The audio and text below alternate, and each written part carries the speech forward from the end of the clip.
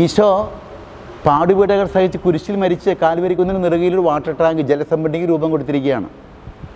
അവിടെ ആ ദൈവാനുഗ്രഹ ജലം നിറച്ചു വെച്ചിരിക്കുകയാണ്. അവിടെ നിന്നൊരു ടണൽ ഇറക്കിയിരിക്കുകയാണ് കത്തോലിക്ക തിരുസഭ. അതിൽ 24 പൈപ്പുണ്ട്. ആ 24 പൈപ്പുകളാണ് 24 റീത്തുകൾ. ആ പൈപ്പിൻ്റെ താഴെ ഒരു വിലങ്ങനൊരു പൈപ്പ് വെച്ച് അതിൽ 7 ടാപ്പുകൾ ഘടിപ്പിച്ചിട്ടുണ്ട്. ആ 7 ടാപ്പുകളാണ് 7 ഉദാശകൾ. ദൈവം എല്ലാം ഒരുക്കി വെച്ചിട്ടുണ്ട്. ഞാൻ ചെന്ന് ടാപ്പ് തുറക്കുക, വെള്ളം എടുക്കുക, കുടിക്കുക, ദൈവാനുഗ്രഹ ജലം. ടാപ്പിൻ്റെ അടുത്തേക്ക് പോകണം. ഇവിടെ നിന്നിട്ട് തുറക്കട ടാപ്പേന്ന് പറഞ്ഞ് നടക്കില്ല.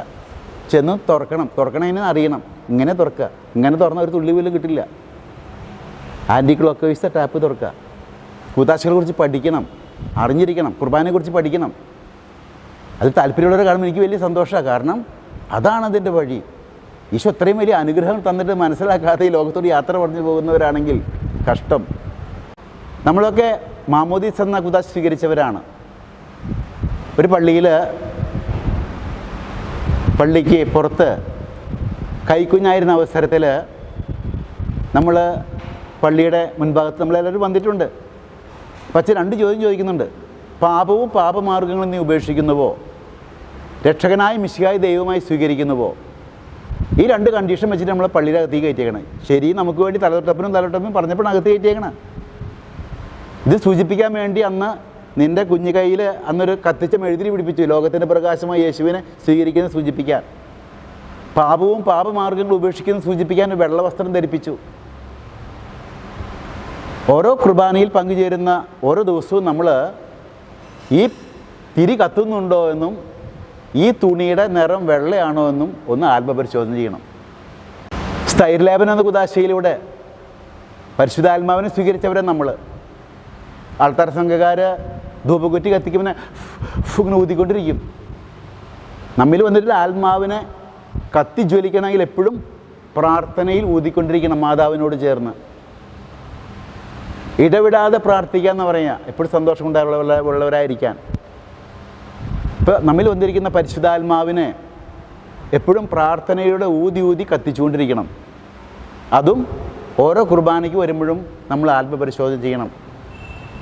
പഴയ നിയമ കൽപ്പനകളാണ് 10 പ്രമാണങ്ങൾ. പുറപ്പാടിൻ്റെ പുസ്തകം 20-ാം അധ്യായം 3, 7, 8, 12, 13, 14, 15, 16, 17, 17b. ഇതാണ് 10 പ്രമാണങ്ങൾ. പുറപ്പാടിൻ്റെ പുസ്തകം 20-ാം അധ്യായം 3, 7, 8. 1-ാം പ്രമാണം, 2-ാം പ്രമാണം, 3-ാം പ്രമാണം. 3, 7, 8. 20 പുറപ്പാടിൻ്റെ പുസ്തകം 20-ാം അധ്യായം 3, 7, 8. പുറപ്പാടിൻ്റെ പുസ്തകം 20-ാം അധ്യായം 12, 13, 14, 15, 16, 17, 17b. ഇത് പഴയ നിയമ പ്രമാണങ്ങളാണ്. ഈശോ അതിനൊക്കെ പുതിയ മാനങ്ങൾ നൽകിയിട്ടുണ്ട്. ഞാൻ ഈ പഴയ നിയമ പ്രമാണങ്ങളെ യേശു നൽകിയ പുതിയ മാനങ്ങളിലൂടെ നോക്കി കണ്ടു വേണം കുമ്പസാരത്തിനൊക്കെ ഒരുങ്ങാൻ. വ്യഭിചാരം ചെയ്യരുത്. പക്ഷെ ഇവിടെ പറയുന്നു, ഈശോ പറയുന്നു, വിഷയാസക്തിയോടുകൂടി ഒരു സ്ത്രീയെ നോക്കുന്നവൻ പോലും അവളുമായി ഹൃദയത്തിൽ വ്യഭിചാരം ചെയ്ത് കഴിഞ്ഞു. വേറെ മാനദണ്ഡ ഈശോ തന്നിരിക്കുന്നത്. പ്രമാണങ്ങൾ 10 റെഡി, അത് തന്നെയാണ്. പക്ഷേ അതിന് യേശു നൽകിയ പുതിയ മാനങ്ങളോട് നോക്കിക്കണ്ട് കുമ്പസാരം എന്ന കൂദാശയോട് ഒരുങ്ങി വേണം മാരകപാപങ്ങളുണ്ടെങ്കിൽ കണിശമായിട്ടും കുർബാന സ്വീകരിക്കാൻ. നമ്മുടെ രോഗാവസ്ഥയിൽ ദൈവത്തിൻ്റെ കൃപ നമ്മിലേക്ക് വർഷിക്കാൻ രോഗിലേപനം എന്ന കൂദാശയിലൂടെ ആ കൂദാശ സ്വീകരിക്കാൻ മറ്റുള്ളവർ ഒരുക്കുന്നതിന്, നമ്മളെ അവസ്ഥയിലാണെങ്കിൽ സ്വീകരിക്കാൻ നമ്മൾ ഒരുങ്ങുന്നതിന് എന്തുമാത്രം ശ്രമിക്കുന്നുണ്ട്. അതുപോലെ രോഗിലേപനം എന്ന കൂദാശ യേശുവിൻ്റെ രോഗികളോട് സ്നേഹമല്ല പ്രകടിപ്പിക്കുന്നത്. രോഗികളോട് എന്തുമാത്രം കാരുണ്യവും സ്നേഹം നമ്മൾ പ്രകടിപ്പിക്കുന്നുണ്ട്. ഒരു രോഗിയെ പോയി കണ്ട് ആശ്വസിപ്പിക്കാൻ, അവൻ്റെ കാര്യങ്ങൾ ശ്രദ്ധിക്കാൻ, അവർക്ക് മെഡിക്കൽ ഹെൽപ്പ് കൊടുക്കാൻ. ഞാൻ ഇന്ന് വണ്ടിയിൽ വരുമ്പോൾ എനിക്ക് ഉണ്ടായ ഒരു പല വിചാരം ഞാൻ പറയാം.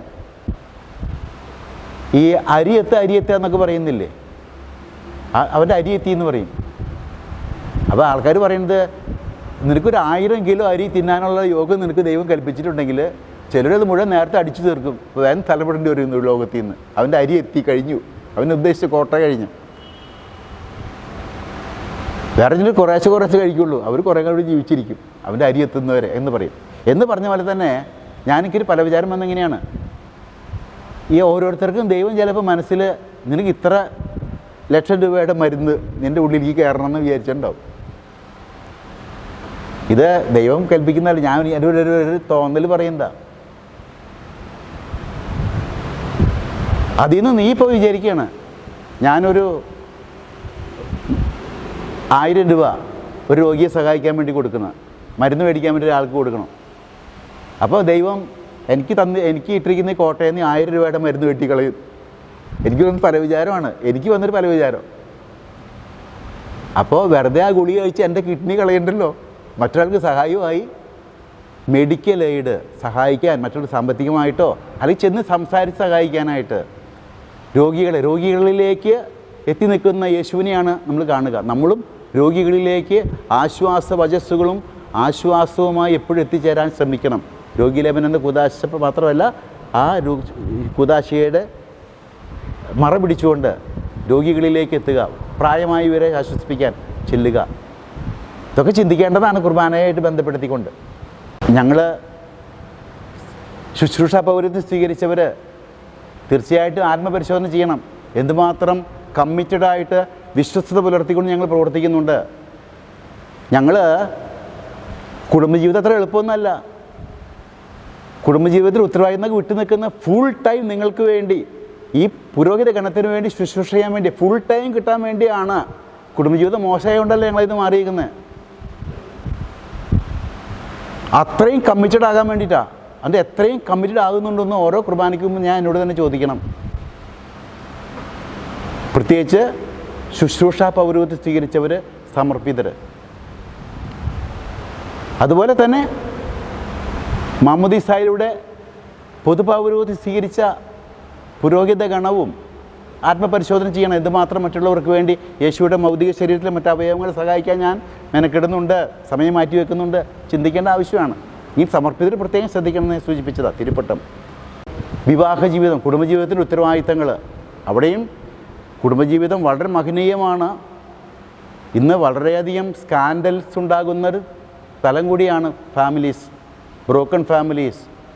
കുടുംബങ്ങൾക്ക് വേണ്ടി പ്രാർത്ഥിക്കുക, കുറ്റം പറഞ്ഞിട്ട് കാര്യമില്ല, അവർക്ക് സമർപ്പിച്ച് പ്രാർത്ഥിക്കുക. സ്നേഹത്തിൻ്റെ അന്തരീക്ഷത്തിലേക്ക് വളരാനായിട്ട് എല്ലാവരും ശ്രമിക്കുക. ഈ നേരത്തെ സൂചിപ്പിച്ച ഭാര്യ ഈഗോയെ മാറ്റി ഈശോയെ പ്രതിഷ്ഠിക്കുക കുടുംബങ്ങളിൽ. അപ്പം കുടുംബങ്ങളിൽ ശാന്തി സമാധാനം ഉണ്ടാകും. ഇങ്ങനെ കൗദാശിക ജീവിതം, കുർബാനയിൽ കേന്ദ്രീകൃതമായി കൗദാശിക ജീവിതം കെട്ടിപ്പടുക്കലാണ് ക്രൈസ്തവ ജീവിതം. എല്ലാം ഇൻ്റർറിലേറ്റഡ് ആണ്. അതിൽ കുദാശകളുടെ കുദാശയാണ് കുർബാന. 7 കുദാശകൾ നമുക്കറിയാം. അതിൽ കുർബാന കുദാശകളുടെ കുദാശയാന്ന് പറയും. കാരണം മറ്റു കുദാശകളിലൊക്കെ ഈശോയുടെ അനുഗ്രഹങ്ങൾ നമുക്ക് ലഭിക്കുന്നുണ്ടെങ്കിലും ഈശോയെ തന്നെ കൊടുക്കുന്ന കുദാശയാണ് കുർബാന എന്ന കുദാശ. നമ്മൾ ഈ കുദാശകളെല്ലാം ലിങ്ക്ഡ് ആണ്. നമ്മുടെ കുർബാനയ്ക്ക് 9 ഭാഗങ്ങളുണ്ട്. സീറോ മലബാർ കുർബാനയ്ക്ക് ആമുഖ ശുശ്രൂഷ, വചന ശുശ്രൂഷ, ഒരുക്ക ശുശ്രൂഷ, അനാഫ്ര, അനുരഞ്ജന ശുശ്രൂഷ 1-ാം ഭാഗം, വിഭജന ശുശ്രൂഷ, അനുരഞ്ജന ശുശ്രൂഷ 2-ാം ഭാഗം, ദൈവൈക്യ ശുശ്രൂഷ, സമാപന ശുശ്രൂഷ. ഇപ്പം നമ്മൾ ഓരോ ദിവസവും ഒന്നാമത് ചിന്തിക്കേണ്ട ഒരു കാര്യം, കുർബാന വളരെ പ്രധാനപ്പെട്ടൊരു കാര്യമാണ്. നമ്മൾ നേരത്തെ വന്ന് കുർബാനയ്ക്ക് ഒരുങ്ങണം ആത്മീയമായിട്ട്. കുർബാന പകുതി നമ്മൾ കയറി വരല്ല. ഫ്ലൈറ്റിന് യാത്ര ചെയ്യാൻ പോകുമ്പോൾ മണിക്കൂറുകൾക്ക് മുമ്പ് എയർപോർട്ടിൽ പോയിരിക്കില്ല. ഇത് അതിനേക്കാളും ഉയർന്ന ഒരു പറക്കലാണ് ദൈവസന്നിധിയിലേക്ക്. വലിയൊരു യാത്രയാണ് കുർബാന എന്ന് പറഞ്ഞാൽ. അപ്പോൾ അതിന് കുറച്ച് സമയം മുൻകൂട്ടി പള്ളിയിൽ വന്നിരുന്ന് നമ്മളൊന്ന് ഒരുങ്ങണം നന്നായിട്ട്. നമ്മളെ TWD ടെസ്റ്റ് നടത്തുക. എൻ്റെ ചിന്തകൾ, വാക്കുകൾ, പ്രവർത്തനം എങ്ങനെയുണ്ട്, ആത്മപരിശോധന ചെയ്യണം. അങ്ങനെ ഒരുങ്ങിയതിന് ശേഷം വേണം കുർബാനയുടെ ഈ 9 ഭാഗങ്ങളിലൂടെ കടന്നു പോകാനായിട്ട്. ആമുഖ ശുശ്രൂഷ. അത്യുന്നതമാം സ്വർലോകത്തിൽ സർവേശനു സ്തുതിഗീതം. ഇത് ബേദലയത്തെ കാലിത്തൊഴുത്തില് ഉണ്ണിയേശു പിറന്നു കിടക്കുമ്പോൾ മാലാഖമാര് പാടിയ പാട്ടാണ്. അപ്പൊ നമ്മൾ കുർബാന ആരംഭിക്കുന്നത് ഈശോയുടെ ജനനം ഓർത്തുകൊണ്ടാണ്. കണ്ടോ? അപ്പൊ അത്യുന്നതമാമെന്നൊരു പാട്ട് പാടുമ്പോൾ എൻ്റെ ചിന്ത ഉടനെ പുറകോട്ട് പായണം ബേദലഹത്തെ കാലിത്തൊഴുത്തിലേക്ക്. അവിടെ പിറന്നു വീണ് കിടക്കുന്ന ഉണ്ണിയുടെ അരികിലേക്ക് എൻ്റെ ചിന്തകൾ ഭാവനയിൽ ഓടണം. കുർബാനയുടെ ഇടയ്ക്ക് പല വിചാരമൊന്നും വരത്തില്ല. കാരണം ഈ വിചാരത്തിന് തന്നെ സമയമില്ല. അടയാളങ്ങളുടെ അർത്ഥം മനസ്സിലാക്കി ബലിയിൽ പങ്കുചേരുകയാണെങ്കിൽ. അപ്പോൾ ഈശോയുടെ ജനനം ഓർത്തുകൊണ്ട് ആമുഖ ശുശ്രൂഷയുടെ ആരംഭിക്കുന്നു. ഈശോ പഠിപ്പിച്ച പ്രാർത്ഥന ഒരുമിച്ചില്ലാണ്. സ്വർഗസ്ഥനായ ഞങ്ങളുടെ പിതാവേ, അപ്പ എന്ന് വിളിക്കുന്നു. അപ്പ എന്ന് ആരെ വിളിക്കുക? സാധാരണ മക്കള്. അപ്പ എന്ന് വിളിക്കുന്നത് മക്കളാണ്. അപ്പൊ നമ്മളെല്ലാവരും സഹോദരി സഹോദരങ്ങളാണെന്നുള്ള ആ ഒരു ചിന്ത മനസ്സിലേക്ക് കൊണ്ടുവന്നിട്ട് ഒരുമിച്ച് അപ്പ എന്ന് വിളിക്കുകയാണ്. അവിടെ വെറുപ്പ് വൈരാഗ്യമൊന്നുമില്ല. അനുരഞ്ജിതരായിട്ടുള്ള മക്കളാ ഒരുമിച്ച് കൂടിയിരിക്കുന്നത്. അപ്പ എന്ന് വിളിക്കുന്നു. അവിടെ ഞാൻ ഒന്നുകൂടി കൂട്ടിച്ചേർക്കും, ക്രൈസ്തവർ മാത്രമല്ല ദൈവത്തിന്റെ മക്കള്. എല്ലാ അക്രൈസ്തവരും ജാതിക്കും മതത്തിനും അതീതമായിട്ട് എല്ലാവരെയും എൻ്റെ സഹോദരിയും സഹോദരനായിട്ട് കാണാൻ കഴിയുന്നൊരു കണ്ണ് നമുക്കുണ്ടാകണം. ആ മനോഭാവത്തിലായിരിക്കണം ഞാൻ കരങ്ങൾ ഉയർത്തി ആദ്യം അപ്പ എന്ന് വിളിക്കുന്നത്.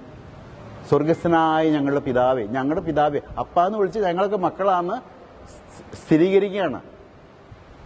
ഇപ്പൊ ജാതി ചിന്തകള്, വർഗീയ ചിന്തകള്, ഞാൻ സഹായം കൊടുക്കുന്നുണ്ടെങ്കിൽ ക്രിസ്ത്യാനിയാണെന്ന് നോക്കിയിട്ടല്ല കൊടുക്കണ്ടേ. അർഹതപ്പെട്ട ആരെയും ഞാൻ സഹായിക്കണം. എനിക്ക് ഹിന്ദു ഇല്ല, മുസ്ലിം ഇല്ല, ഒരു വ്യത്യാസമില്ല. ക്രിസ്ത്യാനി എന്ന് പറഞ്ഞാൽ വേർതിരിച്ച് മതിൽ കെട്ടി മാറ്റി നിർത്താനല്ല ഈശോ പറഞ്ഞിരിക്കുന്നത്. നോക്കി ഈശോയുടെ മനോഭാവം നോക്കിയാൽ നിങ്ങൾ അവിടെ ശമറായനെ കൊണ്ടുവന്നു യഹൂദരെ സഹായിക്കാനായിട്ട്. വേറെ വംശത്തിൽപ്പെട്ട ആളെ വിജാതീനെ കൊണ്ടുവന്നിരിക്കുന്നത്. ഒരു വർഗീയ ചിന്തയും ക്രൈസ്തവന്റെ ഉള്ളിൽ കടന്നുകൂടാൻ പാടില്ല. എല്ലാവരെയും ദൈവമക്കളായി കണ്ട് സ്നേഹിക്കാൻ, സഹോദരി സഹോദരങ്ങളായി കണ്ട് സ്നേഹിക്കാനും എനിക്ക് സാധിക്കണം. ആമുഖ ശുശ്രൂഷയിൽ ഈശോ പഠിപ്പിച്ച പ്രാർത്ഥന ചൊല്ലുമ്പോൾ ഈ മനോഭാവങ്ങൾ എന്റെ മനസ്സിൽ നന്നായിട്ട് അലയടിച്ചുകൊണ്ടിരിക്കണം. വർഗീയ വിഷം തുപ്പുന്ന ആധുനിക കാലഘട്ടത്തിന്റെ ചിന്തകൾ ഒരു ശകലം പോലും ക്രൈസ്തവന്റെ ഉള്ളിലേക്ക് കടന്നുകൂടാൻ പാടില്ലെന്നൊരു കാര്യം പിതാവ് അടിവരയിട്ടിയ അവസരത്തിൽ ഓർപ്പിക്കുകയാണ്. കർത്താവേ മമ രാജാവേ, ആ സങ്കീർത്തനം ദാവീദ് ആടുകളെ പുൽത്തകളിൽ മേയിക്കാൻ വിട്ടിട്ട് ഇരുന്ന് സങ്കീർത്തനം ആലപിച്ചുകൊണ്ട് ദൈവത്തിന്റെ പരിപാലനം ഓർക്കുമായിരുന്നു. അതുപോലെ ദൈവത്തിന്റെ പരിപാലന ഓർക്കുന്ന സമയമാണ് ഈ സങ്കീർത്തനം ആലപിക്കുമ്പോൾ. എൻ്റെ ജീവിതത്തിൽ, നമ്മുടെ ജീവിതത്തിൽ പുറകോട്ട് തിരിഞ്ഞ് നോക്കുകയാണ് നമ്മൾ. നോക്കിയേ, ഞാൻ ഇവിടം വരെ എത്തിയിരിക്കുന്നു. ദൈവം എന്നെ കൈപിടിച്ചിങ്ങനെ നടത്തിക്കൊണ്ടുവരുന്നു. ഉത്താനഗീത ആലപിക്കുന്നു. സർവാധിപനാം കർത്താവ്. ഉത്താനഗീത ആലപിക്കുമ്പോൾ നമ്മൾ യേശുവിന്റെ ഉത്ഥാനവും മരണശേഷമുള്ള നമ്മുടെ ഉയർപ്പുമാണ് ഓർക്കുക. ഉത്താനഗീത ആലപിക്കുമ്പോൾ സർവാധിപനാം കർത്താവിന്റെ ആ പാട്ടാണ്. അതാണ് ഉത്താനഗീതം എന്ന് പറയുന്നത്. അപ്പൊ ശരിക്കും പറഞ്ഞ ഈശോയുടെ ജനനം മുതൽ ഉത്ഥാനം വരെയുള്ളൊരു പാക്കേജാണ് ആമുഖ ശുശ്രൂഷ. നമ്മൾ ശരിക്കും മനസ്സിലാക്കിയിരിക്കണം. ജനനം ഓർത്തു, നമ്മളെല്ലാവരും ദൈവത്തിന്റെ മക്കളാണെന്ന് ഓർത്തു, എൻ്റെ ജീവിതത്തിൽ ദൈവം നൽകിയ നാളിതുവരെ നൽകിയ പരിപാലനം ഓർത്തു, പിന്നെ ഈശോയുടെ ഉത്ഥാനം ഓർത്തു, മരണശേഷമുള്ള എൻ്റെ ഉയർപ്പും ഞാൻ ഓർക്കുന്നു. ഈ ചിന്ത കൊണ്ടുവരേണ്ട ആവശ്യമാണ്. മരണശേഷമുള്ള നമ്മുടെ ജീവിതത്തെക്കുറിച്ചുള്ള ചിന്ത കൊണ്ടുവരണം. ഉയർപ്പ്, ഞാനും മരിച്ചു ഉയർക്കേണ്ടവനാണ്. ഈശോയുടെ ഉത്ഥാനത്തിലുള്ള വിശ്വാസം, അത് പിതാവ് അടിവരയിട്ട് പറയട്ടെ കേട്ടാ. യേശുവിന്റെ ഉത്ഥാനത്തിലുള്ള വിശ്വാസമാണ് നമ്മൾ ക്രൈസ്തവ വിശ്വാസത്തിന്റെ അടിസ്ഥാനം, ബേസ്. വിശ്വാസം എന്ന് പറഞ്ഞൊരു ദാനമാണ്. അത് ചുമ്മാ കാശ് കൊടുത്താൽ കിട്ടില്ല. നമ്മുടെ കഴിവുകൊണ്ട് നേടിയെടുക്കാനും പറ്റില്ല. വിശുദ്ധ കുർബാനയിലെ രണ്ടാമത്തെ ഭാഗമാണ് വചന ശുശ്രൂഷ. ത്രൈശുദ്ധ കീർത്തനം ആലപിച്ചുകൊണ്ടാണ് വചന ശുശ്രൂഷ ആരംഭിക്കുക. ത്രൈശുദ്ധ കീർത്തനം എന്ന് പറഞ്ഞാൽ 3 വിശേഷണങ്ങൾ, ദൈവത്തിൻ്റെ 3 വിശേഷണങ്ങൾ പറഞ്ഞുകൊണ്ടാണ് ആ ത്രൈശുദ്ധ കീർത്തനം ആലപിക്കുക. സർവേശ, ബലവാനെ, അമർത്യനെ. പരിപാവനനാം സർവേശ, പരിപാവനനാം ബലവാനെ, പരിപാവനനാം അമർത്യനെ.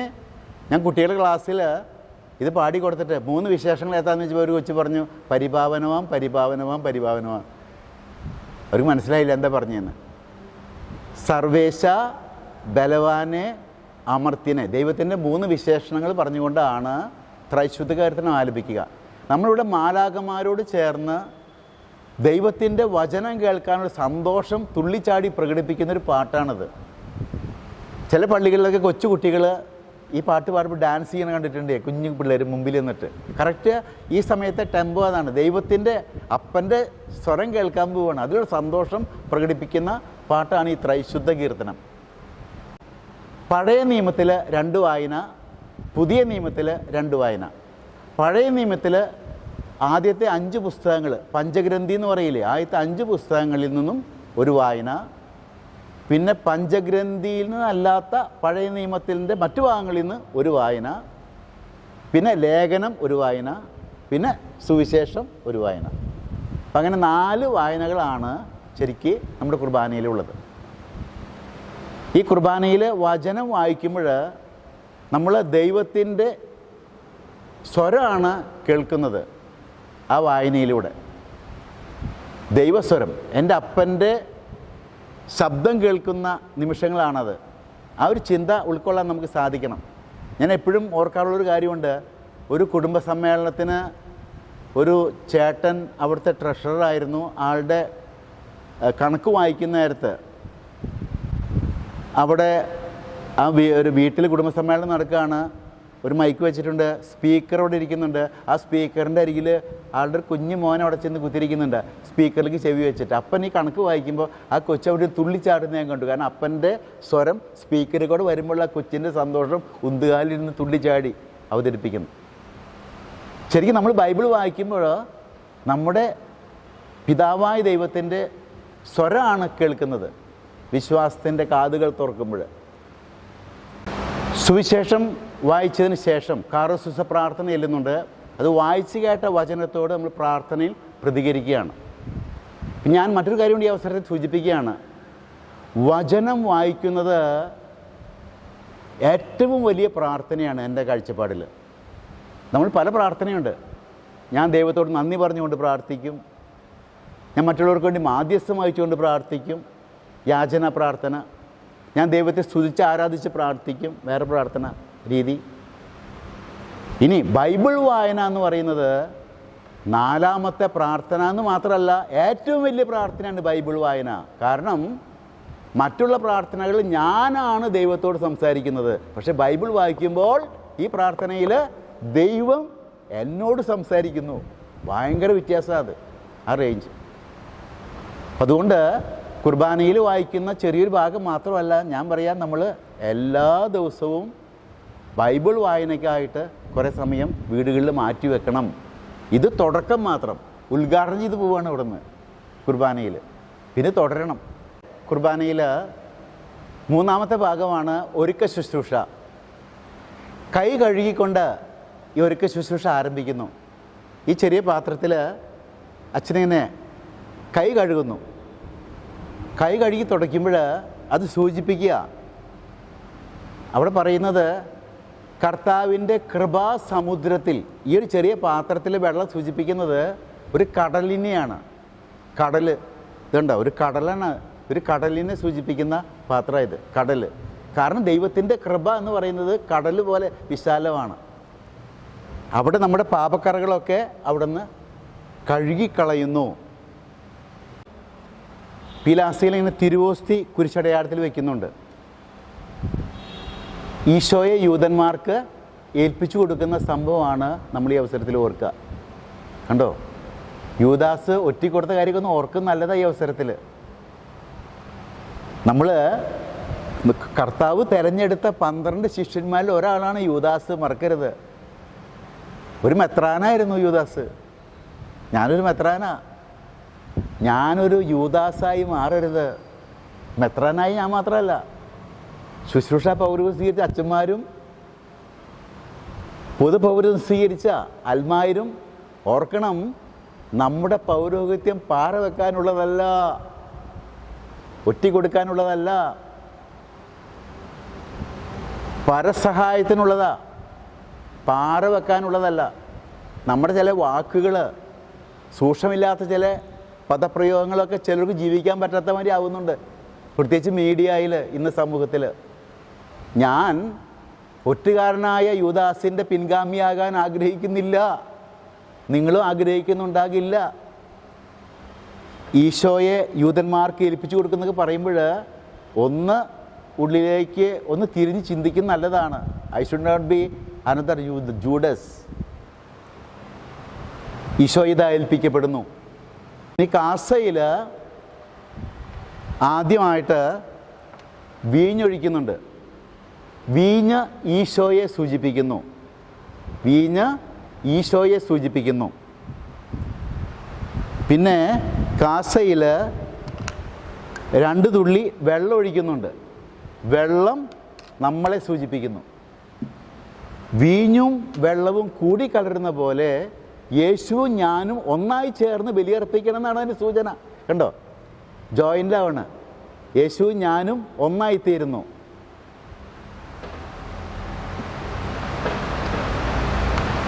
ഒപ്പം കർത്താവിൻ്റെ തിരുവിലാവ് കുന്നുകൊണ്ട് പിളർന്നപ്പോൾ അവിടുന്ന് രക്തവും വെള്ളവും ഒഴുകിയ സംഭവവും നമ്മൾ ഈ അവസരത്തിൽ ഓർക്കുന്നുണ്ട് കേട്ടോ.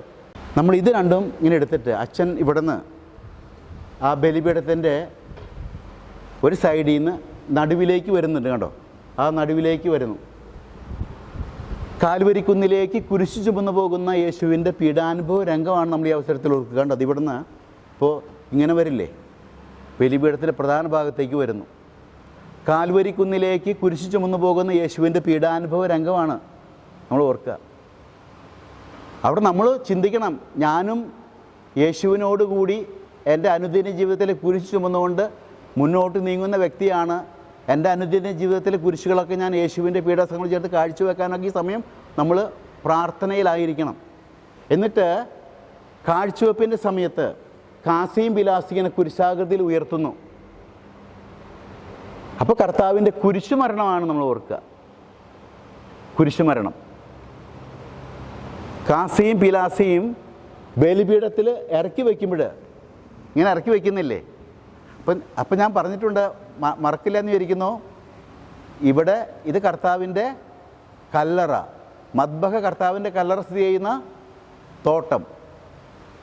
കർത്താവിൻ്റെ കല്ലറ സ്ഥിതി ചെയ്യുന്ന മദ്ബഹയിൽ തോട്ടത്തിൽ കർത്താവിൻ്റെ കല്ലറയിൽ കർത്താവിൻ്റെ മൃതശരീരം സംസ്കരിക്കുന്നു. ഇനി അവിടെ ഈ ശോശപ്പ കൊണ്ട്, ഇതിനെ പറയുന്ന പേരാണ് ശോശപ്പ. ശോശപ്പ കൊണ്ട് ഇങ്ങനെ മൂടുന്നുണ്ട്. കർത്താവിൻ്റെ കല്ലറവാതിൽ കല്ലുരുട്ടി മൂടിയതിനെയാണ് സൂചിപ്പിക്കുക.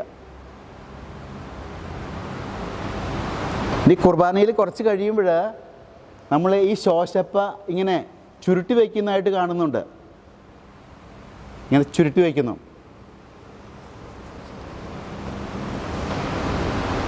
അപ്പോൾ കർത്താവിൻ്റെ കല്ലറയിൽ ചുരുണ്ട് കിടന്നിരുന്ന കച്ചയാണ് ആ അവസരത്തിൽ ശോശപ്പ സൂചിപ്പിക്കുക. അങ്ങനെ ഒന്നിൻ്റെ അർത്ഥങ്ങളുണ്ട്. ഇത് പിന്നെ ഇടയ്ക്ക് സൂചിപ്പിച്ചെന്നേ ഉള്ളൂ. അപ്പോൾ കർത്താവിൻ്റെ കല്ലറയിൽ മൃതശരീരം സംസ്കരിക്കുന്നു. കല്ലറവാതിൽ കല്ലുരുട്ടി മൂടുന്നു. ഈ ഒരുക്ക ശുശ്രൂഷയിൽ ദിവ്യരഹസ്യഗീതം ആലപിക്കുന്നുണ്ട്. താതനും അതുപോലാത്മജനും മാതാവ് തോമാസ് ലീഗ രക്തസാക്ഷികൾ ഔസപിതാവിനൊക്കെ ഓർക്കുന്ന സമയമാണ്. ഇത്രയും കഴിയുമ്പോൾ ഒരുക്ക ശുശ്രൂഷ സമാപിച്ചു. ഇനി അനാഫ്ര പ്രാർത്ഥനയിൽ, അനാഫ്ര എന്ന് പറയുമ്പോൾ അതിന് 4 ഭാഗങ്ങളുണ്ട്. കുർബാനയിലെ ഏറ്റവും പ്രധാനപ്പെട്ട ഭാഗം എന്ന് ഞാൻ പറയും അനാഫ്രയാണ്. എല്ലാം പ്രധാനപ്പെട്ടതാണെങ്കിലും ആദ്യത്തെ ഭാഗത്ത് ആദ്യം തന്നെ അച്ഛൻ ജനങ്ങളുടെ പ്രാർത്ഥന സഹായം യാചിക്കുന്ന ഭാഗമുണ്ട്. അത് കഴിഞ്ഞിട്ട് ഈ 4 പാർട്സാണ്, 1, 2, 3, 4. അതിൽ ഫസ്റ്റ് പാർട്ടിൽ ഞാൻ പറയാം, ഒരു പ്രണാമജപ പ്രാർത്ഥനയുണ്ട്, നീണ്ട പ്രാർത്ഥന. അതിനൊരു അപ്പൻഡിക്സ് ഉണ്ട്. ഒരു അപ്പൻഡിക്സ് ഞാൻ പറയുന്നത് മാനുഷിക തലത്തിൽ പറയുന്നതാണ് കേട്ടോ. അപ്പൻഡിക്സുകൾ വാക്ക് ഉപയോഗിക്കാൻ പാടില്ല ശരിക്കും, എങ്കിലും ഒരു അപ്പൻഡിക്സ്. പിന്നെ രണ്ടാമത്തെ ഒരു നീണ്ട പ്രാർത്ഥന, പ്രണാമജപ പ്രാർത്ഥന. പ്രണാമജപം എന്ന് പറഞ്ഞാൽ പ്രണമിച്ചുകൊണ്ട് കുഞ്ഞു നീളുന്ന പ്രാർത്ഥന എന്നാണ് അർത്ഥം. അതിനൊരു അപ്പൻഡിക്സ് ഉണ്ട്. പിന്നെ മൂന്നാമത്തെ പ്രണാമജപ പ്രാർത്ഥന,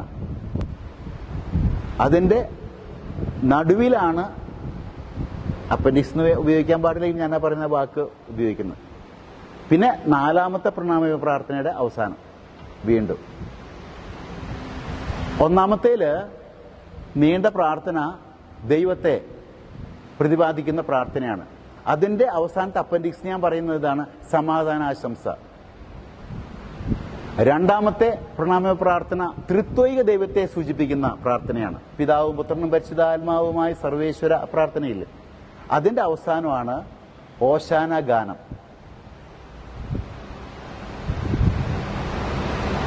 പിന്നെ മൂന്നാമത്തെ ഈശോയെ സൂചിപ്പിക്കുന്ന പ്രണാമ പ്രാർത്ഥന, അതിന് നടുവിലാണ് കൂദാശവചന പ്രാർത്ഥന.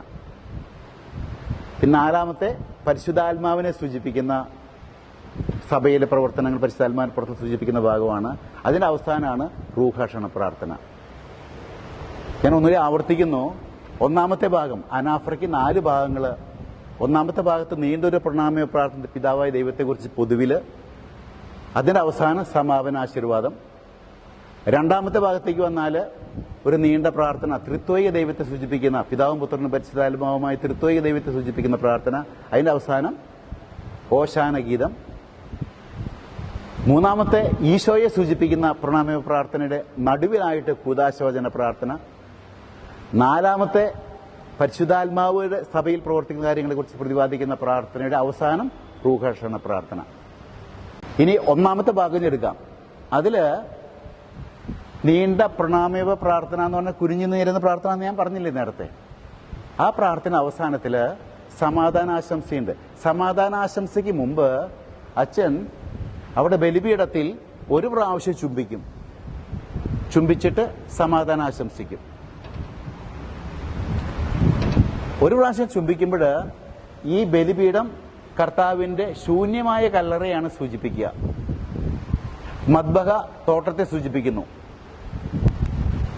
കല്ലറ സ്ഥിതി തോട്ടത്തില് ശൂന്യമായ കല്ലറയെ സൂചിപ്പിക്കുന്ന ബലിപീഠത്തില് ഒരു പ്രാവശ്യം ചുംബിച്ചുകൊണ്ട് സമാധാനം ആശംസിക്കുമ്പോൾ ശൂന്യമായ കല്ലറ യേശുവിന്റെ ഉത്ഥാനത്തെ സൂചിപ്പിക്കുന്നത്.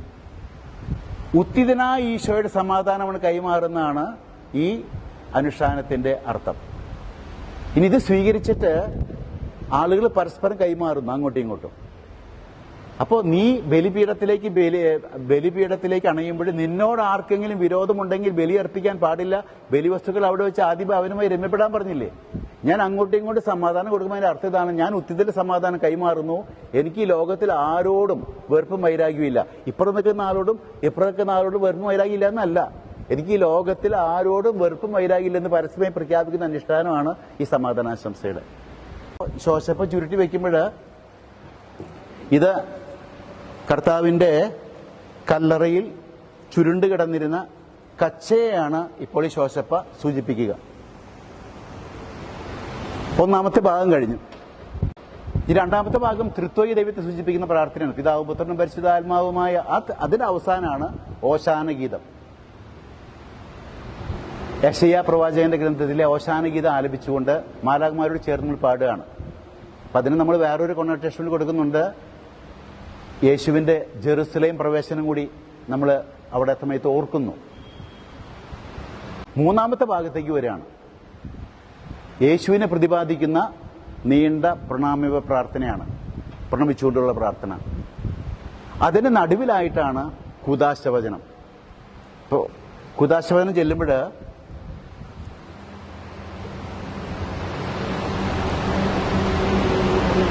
കാസയും പീലാസയും. പീലാസയില് ഈശോയുടെ ഇതെന്റെ ശരീരമാകുന്നു എന്ന് പറയുമ്പോൾ നിങ്ങളിത് വാങ്ങി ഭക്ഷിക്കുവിൻ, ഇതെന്റെ രക്തമാകുന്നു, നിങ്ങളിത് വാങ്ങി പാനം ചെയ്യുവിൻ. ഇവിടെ ഈ കൂദാശവചനം ചെയ്യുന്ന സമയത്ത് 2 കാര്യങ്ങളാണ് നമ്മൾ ഓർക്കുക. ഒന്ന്, ഈശോ ഒടുവിൽ അത്താഴവേളയിൽ കുർബാന സ്ഥാപിച്ച നിമിഷങ്ങൾ ഓർക്കും. രണ്ടാമത്തേത് കണ്ടോ, പീലാസയിൽ ശരീരം, കാസയിൽ രക്തം. ശരീരവും രക്തവും വേർതിരിയുന്നു എന്ന് പറഞ്ഞാൽ ഈശോയുടെ മരണത്തെ സൂചിപ്പിക്കുകയാണത്. ഇവിടെ ഈശോയുടെ മരണത്തെ ഓർക്കുന്ന സമയമാണ്. പീലാസയിൽ ശരീരം, കാസയിൽ രക്തം. ശരീരരക്തങ്ങളുടെ വേർതിരിവ് മരണത്തെ സൂചിപ്പിക്കുന്നു. ഒപ്പം തന്നെ സിഹിയോൻ ശാലയിൽ അന്ത്യത്താഴവേളയിൽ ഈശോ കുർബാന സ്ഥാപിച്ച നിമിഷങ്ങളും നമ്മൾ ഓർക്കുന്നുണ്ട് കൂദാശവചന പ്രാർത്ഥന ചെല്ലുമ്പോൾ. മൂന്നാമത്തെ പ്രണാമ പ്രാർത്ഥനയും ആ മൂന്നാമത്തെ ഭാഗം കഴിഞ്ഞാൽ പിന്നെ മധ്യസ്ഥ പ്രാർത്ഥനയുണ്ട്. കൈവിരിച്ചുകൊണ്ടുള്ള മധ്യസ്ഥ പ്രാർത്ഥന ചെല്ലുമ്പോൾ ഈ ലോകം മുഴുവന് വേണ്ടി ക്രൂശിതനോട് ചേർന്ന് മാധ്യസ്ഥം വഹിച്ച് പ്രാർത്ഥിക്കുക. നമ്മൾ ക്രൂശിതനോട് ചേർന്ന് നാലാമത്തെ ഭാഗം പരിശുദ്ധാത്മാവ് സഭയിൽ ചെയ്യുന്ന പ്രവർത്തനങ്ങൾ. ആ നീണ്ട പ്രണാമീയ പ്രാർത്ഥനയുടെ അവസാനമാണ് റൂഹാക്ഷണ പ്രാർത്ഥന. ഇച്ചിരിങ്ങനെ പരിശുദ്ധാത്മാവ് ഇറങ്ങി വരാൻ പ്രാർത്ഥിക്കുന്നുണ്ടല്ലോ, റൂഹാക്ഷണ പ്രാർത്ഥന.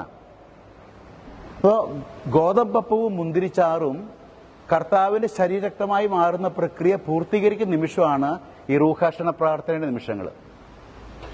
പലരും ചോദിക്കാറുണ്ട്, എപ്പോഴാണ് ഗോതമ്പപ്പവും മുന്തിരിച്ചാറും കർത്താവിന്റെ ശരീരക്തമായി മാറുക?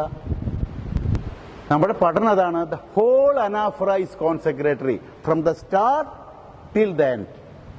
അനാഫ്രയുടെ ആരംഭം മുതൽ അവസാനം വരെ കോൺസെക്രേറ്ററി എന്ന് പറഞ്ഞാൽ ഗോതമ്പപ്പവും മുന്തിരിച്ചാറും കർത്താവിന്റെ ശരീരക്തമായി മാറുന്ന പ്രക്രിയ തുടരുന്നു എന്ന്. അല്ലാണ്ട് ഇന്നൊരു സമയം എന്ന് പറയാൻ പറ്റില്ല. അപ്പൊ അതിന്റെ ക്ലൈമാക്സ് വരുന്നത് റൂഹാക്ഷണ പ്രാർത്ഥനയിലാണ്. പരിശുദ്ധാത്മാവ് ഇറങ്ങി വന്ന് ഗോതമ്പപ്പവും മുന്തിരിച്ചാറും കർത്താവിന്റെ ശരീരക്തമായി മാറുന്ന പ്രക്രിയ പൂർത്തീകരിക്കുന്ന നിമിഷമാണ് ഈ റൂഹാക്ഷണ പ്രാർത്ഥന നിമിഷങ്ങൾ. അതോടെയാണ് അനാഫ്ര അവസാനിക്കുന്നത്. അനാഫ്രയ്ക്ക് 4 ഭാഗങ്ങളുണ്ട്.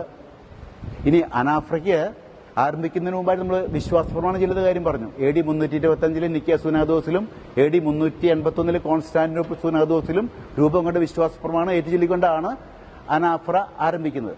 തന്നെയല്ല, അനാഫ്ര ആരംഭിക്കാനായിട്ട് നമ്മൾ വചനവേദിയിൽ നിന്നും ബലിപീഠത്തിലേക്ക് 3 പ്രാവശ്യം കുനിഞ്ഞു അച്ഛൻ പോകുന്നുണ്ട്. 3 പ്രാവശ്യം കുനിഞ്ഞു പോകുന്നു.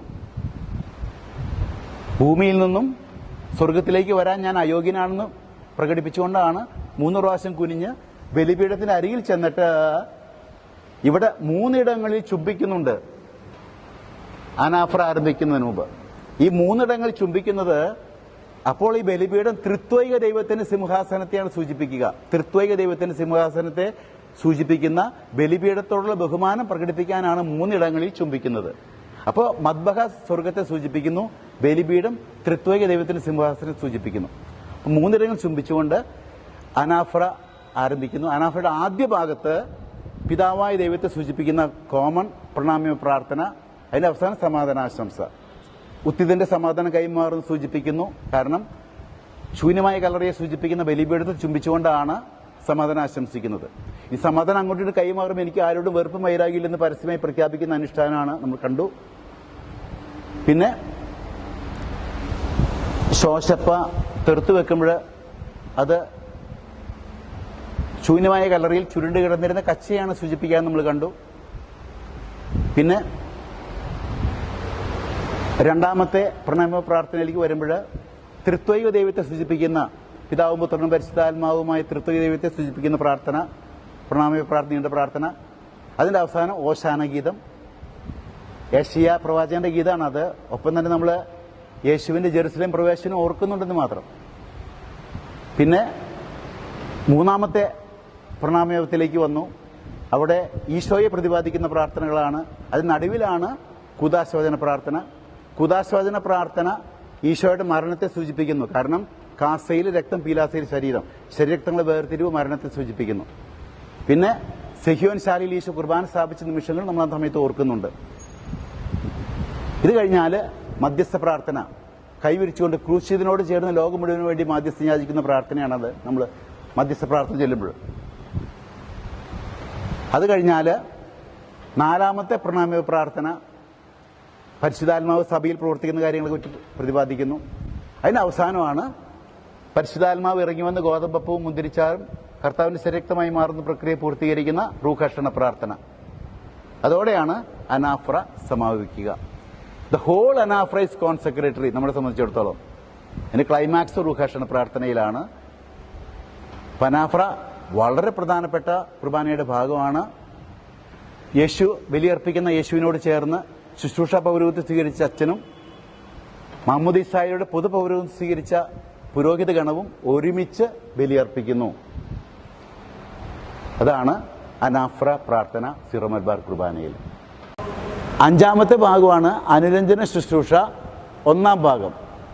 അത് ദൈവവും മനുഷ്യനുമായുള്ള ബന്ധത്തിൽ വന്ന മുറിവുണക്കുന്ന ഭാഗമാണ്. ദൈവവും മനുഷ്യനുമായുള്ള ബന്ധത്തിൽ മുറിവുണ്ടാകും. നമ്മൾ ഏതൊരു പാപം ചെയ്യുമ്പോഴും ദൈവവും മനുഷ്യനുമായുള്ള ബന്ധം മുറിയും, മനുഷ്യനുമായുള്ള ബന്ധം മുറിയും. ഈ 2 തലത്തിലുള്ള മുറിവുണക്കൽ കുർബാനയിലുണ്ട്.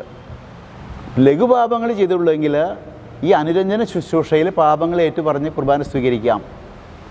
മാരക പാപങ്ങളുണ്ടെങ്കിൽ കുമ്പസാരിച്ചതിന് ശേഷം വേണം കുർബാന സ്വീകരിക്കാനായിട്ട്. അപ്പോൾ അനാഫ്ര കഴിഞ്ഞ് വരുന്ന അനുരഞ്ജന ശുശ്രൂഷ ഒന്നാം ഭാഗത്ത് ദൈവമേ അങ്ങയുടെ കൃപയ്ക്കൊത്ത വിധം എന്നോട് കരുണ തോന്നണമേ എന്നുള്ള പ്രാർത്ഥനയാണ് വൈദികൻ ചൊല്ലുക. ദൈവവുമായുള്ള ബന്ധത്തിൽ വന്ന് മുറിവുണക്കുന്ന ഭാഗമാണത്. വിഭജന ശുശ്രൂഷയിൽ തിരുവോസ്തി രണ്ടായിട്ട് മുറിക്കുമ്പോൾ കർത്താവിൻ്റെ കുരിശുമരണത്തെയാണ് സൂചിപ്പിക്കുക. വിഭജിച്ച ഭാഗങ്ങൾ അതിൽ തിരുരക്തത്തിൽ മുക്കുമ്പോൾ ശരീരരക്തവുമായുള്ള സംയോജനത്തെ സൂചിപ്പിക്കുന്നു. വിഭജിച്ച ഭാഗങ്ങൾ വീണ്ടും ചേർത്ത് പിടിക്കുമ്പോൾ കർത്താവിൻ്റെ ഉത്ഥാനത്തെയാണ് ഉത്ഥാനമാണ് അനുഷ്ഠിക്കപ്പെടുക. ഈ വിഭജന ശുശ്രൂഷയിൽ തിരുശരീരം രണ്ടായിട്ട് മുറിക്കുമ്പോൾ കർത്താവിൻ്റെ മരണം, മുറിച്ച ഭാഗം തിരുരക്തത്തിൽ മുക്കുമ്പോൾ ശരീരരക്തവുമായുള്ള സംയോജനം, വിഭജിച്ച ഭാഗങ്ങൾ ചേർത്ത് പിടിക്കുമ്പോൾ ഈശോയുടെ ഉത്ഥാനം. ഇത് ആക്ച്വലി ടേക്കിംഗ് പ്ലേസാണ്, അനുഷ്ഠിക്കപ്പെടുകയാണ് അവിടെ. വെറുതെ ഈശോയുടെ മരണം ഓർക്കാൻ വേണ്ടിയിട്ട് കാണിക്കുന്നതല്ല. ഈശോയുടെ ഞാൻ ആദ്യമേ സൂചിപ്പിച്ചല്ലോ, കർത്താവിൻ്റെ കുരിശുമരണം ഇവിടെ സംഭവിക്കുന്നു. ഈ നിമിഷം തന്നെ ഞാൻ ഈ അൾത്താരയിൽ ബലിയർപ്പിക്കുമ്പോൾ തന്നെയാണ് ഈശോയുടെ കുരിശുമരണം നടക്കുന്നത്. അവിടെ ഇവിടെ നമ്മൾ ഗ്യാപ്പില്ല. No difference between time and space with regard to God. ദൈവത്തിൻ്റെ തലത്തിൽ നിന്ന് ചിന്തിക്കുമ്പോൾ സമയത്തിനും കാലത്തിനും അതീതനാണ് ദൈവം. അപ്പോൾ ഈ പള്ളിയും കുരിശുമരണം നടക്കുന്ന കാലൂരി തമ്മിൽ ഗ്യാപ്പില്ല. ഇത്രയും വർഷത്തെ വ്യത്യാസമില്ല. സമയത്തിനും സ്ഥലത്തിൻ്റെയും ആ പരിമിതിയില്ല. അപ്പോൾ കൃത്യമായിട്ട് ഈശോയുടെ കുരിശുമരണവും ഉത്ഥാനവും അടയാളങ്ങളിലൂടെ അനുഷ്ഠിക്കപ്പെടുകയാണ് ഇവിടെ. ആ ഒരു കാര്യം തിരിച്ചറിയണം വിഭജന ശുശ്രൂഷയെക്കുറിച്ച് പറയുമ്പോൾ. രണ്ടാമത്തെ ഭാഗമാണ് അനുരഞ്ജന ശുശ്രൂഷ രണ്ടാം ഭാഗം. അവിടെ മനുഷ്യനുമായുള്ള ബന്ധത്തിൽ വന്ന് മുറിവുണക്കുന്ന ഭാഗമാണ്. കലഹം മാറ്റാം, ഭിന്നത നീക്കിടാം. കണ്ടോ, ദൈവൈക്യ ശുശ്രൂഷ. ഈ കുർബാന സ്വീകരിക്കുന്നതിന് മുമ്പായിട്ട് നമ്മളോടൊരു കാര്യം ചെയ്യുന്നുണ്ട്. ഈശോ പഠിപ്പിച്ച പ്രാർത്ഥന ഒരുമിച്ച് ചെല്ലുന്നുണ്ട്. സ്വർഗസ്ഥനായ ഞങ്ങളുടെ പിതാവേ. ആ കുർബാനയ്ക്ക് മുമ്പൊരു സ്വർഗസ്ഥനായ പിതാവ് ചൊല്ലി തുടക്കത്തിൽ. അത് അപ്പൻ്റെ മക്കളാണ് ഞങ്ങളൊക്കെ, ജാതി മത വ്യത്യാസമില്ലാതെ എല്ലാവരും സഹോദരങ്ങളാണെന്ന് പ്രഖ്യാപിക്കാൻ വേണ്ടിയിട്ടാണ്. ഇവിടെ വേറെ അർത്ഥമാണ് ഈ സ്വർഗസ്ഥനായ പിതാവ് പ്രാർത്ഥനയ്ക്ക്. ഇവിടെ പാപം മൂലം മക്കളുടെ സ്ഥാനം നഷ്ടപ്പെട്ട അവസ്ഥയിലായിരുന്നു ഞാൻ പിതാവേ. പക്ഷെ ഇപ്പം ഞാൻ അനുരഞ്ജന ശുശ്രൂഷയിലൂടെ പാപങ്ങൾക്ക് പൊറുതി നേടി ഞാൻ യോഗ്യതയോടെ വിളിക്കുകയാണ് എൻ്റെ അപ്പ. കണ്ടോ, ആ വിളിക്ക് വ്യത്യാസമുണ്ട്. ഞാൻ അനുരഞ്ജിതനായി, കലഹം മാറ്റി വിദ്വേഷം നീക്കി അനുരഞ്ജിതനായി ഈശോയെ സ്വീകരിക്കാൻ ഒരുങ്ങി. എന്നൊരു യോഗ്യതയോടെ വിളിക്കുകയാണ്. എനിക്ക് അപ്പൻ്റെ സ്ഥാനം വീണ്ടും കിട്ടി. ധൂർത്തപുത്രനായി എനിക്ക് എൻ്റെ അപ്പനായി കിട്ടിയ സന്തോഷത്തോടുള്ള വിളിയാണ് ഇവിടെയുള്ള സ്വർഗസ്ഥനായ പിതാവേ എന്ന പ്രാർത്ഥന തരുമ്പോഴുള്ള വിളി. എന്നിട്ടാണ് ഞാൻ ഈശോയെ സ്വീകരിക്കുന്നത്. ഏറ്റവും അവസാന ഭാഗമാണ് സമാപന ശുശ്രൂഷ. ഞാൻ തുടക്കത്തിൽ സൂചിപ്പിച്ചു, കുർബാന എന്ന് പറയുന്നത് പള്ളിയിൽ മാത്രം ഒതുങ്ങി നിൽക്കുന്ന ഒരു ആചാരാനുഷ്ഠാനം മാത്രമല്ല. അത് കുർബാനയുടെ ദൈർഘ്യം 24 മണിക്കൂറാണ് ഒരു ക്രൈസ്തവനെ സംബന്ധിച്ചിടത്തോളം ഒരു ദിവസം. അതിൻ്റെ തുടക്കം മാത്രം പള്ളിയിൽ 1 മണിക്കൂർ അമ്മ കുഞ്ഞിനെ ചോറ് കൊടുത്ത് മസിലുറപ്പിച്ച് വിടുക. ഇത് ടോണിക്ക എന്ന് പറഞ്ഞില്ലേ, ഇത് മരുന്നാന്ന് പറഞ്ഞില്ലേ, അത് എൻ്റെ മസിലുറപ്പിക്കുകയാണ് ഈശോയുടെ ശരീരം തന്നുകൊണ്ട്. ഈ മരുന്ന് തന്നുകൊണ്ട് എൻ്റെ കണ്ണ് തുറപ്പിക്കുകയാണ്. സമൂഹത്തിലേക്ക് ഇറങ്ങിച്ചെന്ന് അവശരിൽ യേശുവിനെ കണ്ടുകൊണ്ട് അവനെ ശുശ്രൂഷ ചെയ്യാനായിട്ട് എൻ്റെ കണ്ണ് തുറപ്പിക്കുന്നു, മസിലുറപ്പിക്കുന്നു. എന്നിട്ട് ഈശോ എന്താ ചെയ്യുന്നറിയാവോ? ആശീർവദിച്ച് അയക്കുകയാണ് നമ്മളെ. ചെല്ല് മക്കളെ, നീ ചെല്ല്, സമൂഹത്തിലേക്ക് ഇറങ്ങി ചെല്ല്. ഒറ്റ വാചകം പറഞ്ഞുകൊണ്ടാ, നീയും പോയി അതുപോലെ ചെയ്യുക. ആരെ പോലെ? നല്ല ശമരായനെ പോലെ. ആ അവശനെ എടുത്ത് കഴുതപ്പുറത്ത് മരുന്ന് വെച്ച് കെട്ടി കൊടുത്ത് കഴുതപ്പുറത്ത് കയറി സത്രത്തിൽ കൊണ്ടുവന്നേക്കുക. നല്ല ശമരായൻ്റെ രൂപം ഞാൻ പറഞ്ഞു തന്നിട്ടില്ലേ, മാതൃക, മോഡല്. ഈശോ ആശീർവദിക്കുകയാണ്. ഞാൻ എൻ്റെ ശരീരവും രക്തതന്ത്രം നിന്നെ ശക്തിപ്പെടുത്തിയിരിക്കുന്നത്, നിൻ്റെ കണ്ണ് തുറപ്പിക്കുന്നത്. ഈ എളിയവരിൽ ഒരുവന് ചെയ്തപ്പോൾ എനിക്ക് തന്നെയാണ് ചെയ്ത് നല്ല ചെയ്തുകൊണ്ട് അവൻ്റെ മുഖത്ത് എൻ്റെ മുഖം ദർശിക്കാൻ നിന്നെ ശക്തിപ്പെടുത്തിയാൻ മരുന്ന് തന്ന് നിൻ്റെ കണ്ണ് തുറപ്പിച്ച് വിടുകയാണ് നിന്നെ ഞാൻ. നീയും പോയി അതുപോലെ ചെയ്യുക.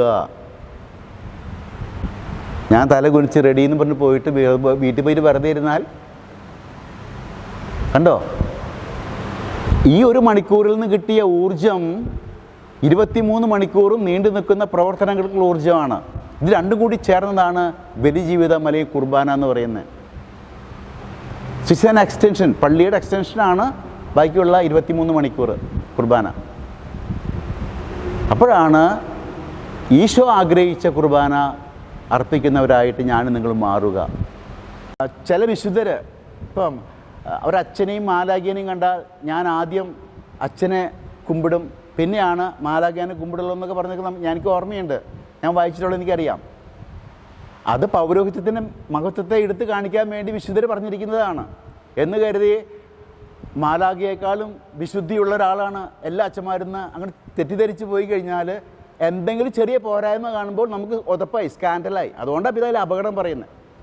ഞാൻ ഈ കുർബാന സ്വീകരണത്തിന് കുട്ടികളെ ഒരുക്കുമ്പോൾ സിസ്റ്റേഴ്സിനോട് പ്രത്യേകം പറയും, എക്സാജറേറ്റ് ഒന്നും പഠിപ്പിക്കരുത്, അത് അപകടമാണ്. ആയിരിക്കുന്ന പോലെ നമ്മൾ യേശുവിൻ്റെ പഠനങ്ങൾക്ക് നമുക്ക് ഒരിക്കലും എക്സാജറേറ്റിൻ്റെ കാര്യമില്ല. കാരണം അതെല്ലാം സോളിഡാണ്. നമ്മുടെ എക്സാജറേഷനൊന്നും ആവശ്യമില്ല കർത്താവിന്. അതിൽ ഈശോ പഠിപ്പിച്ചുകൊണ്ട് പറഞ്ഞില്ലേ, നിങ്ങൾ പ്രയാസമുണ്ടോ, നിങ്ങളും പോണേ പൊക്കോ, പക്ഷേ ഈ പഠനത്തിൽ മാറ്റമില്ല.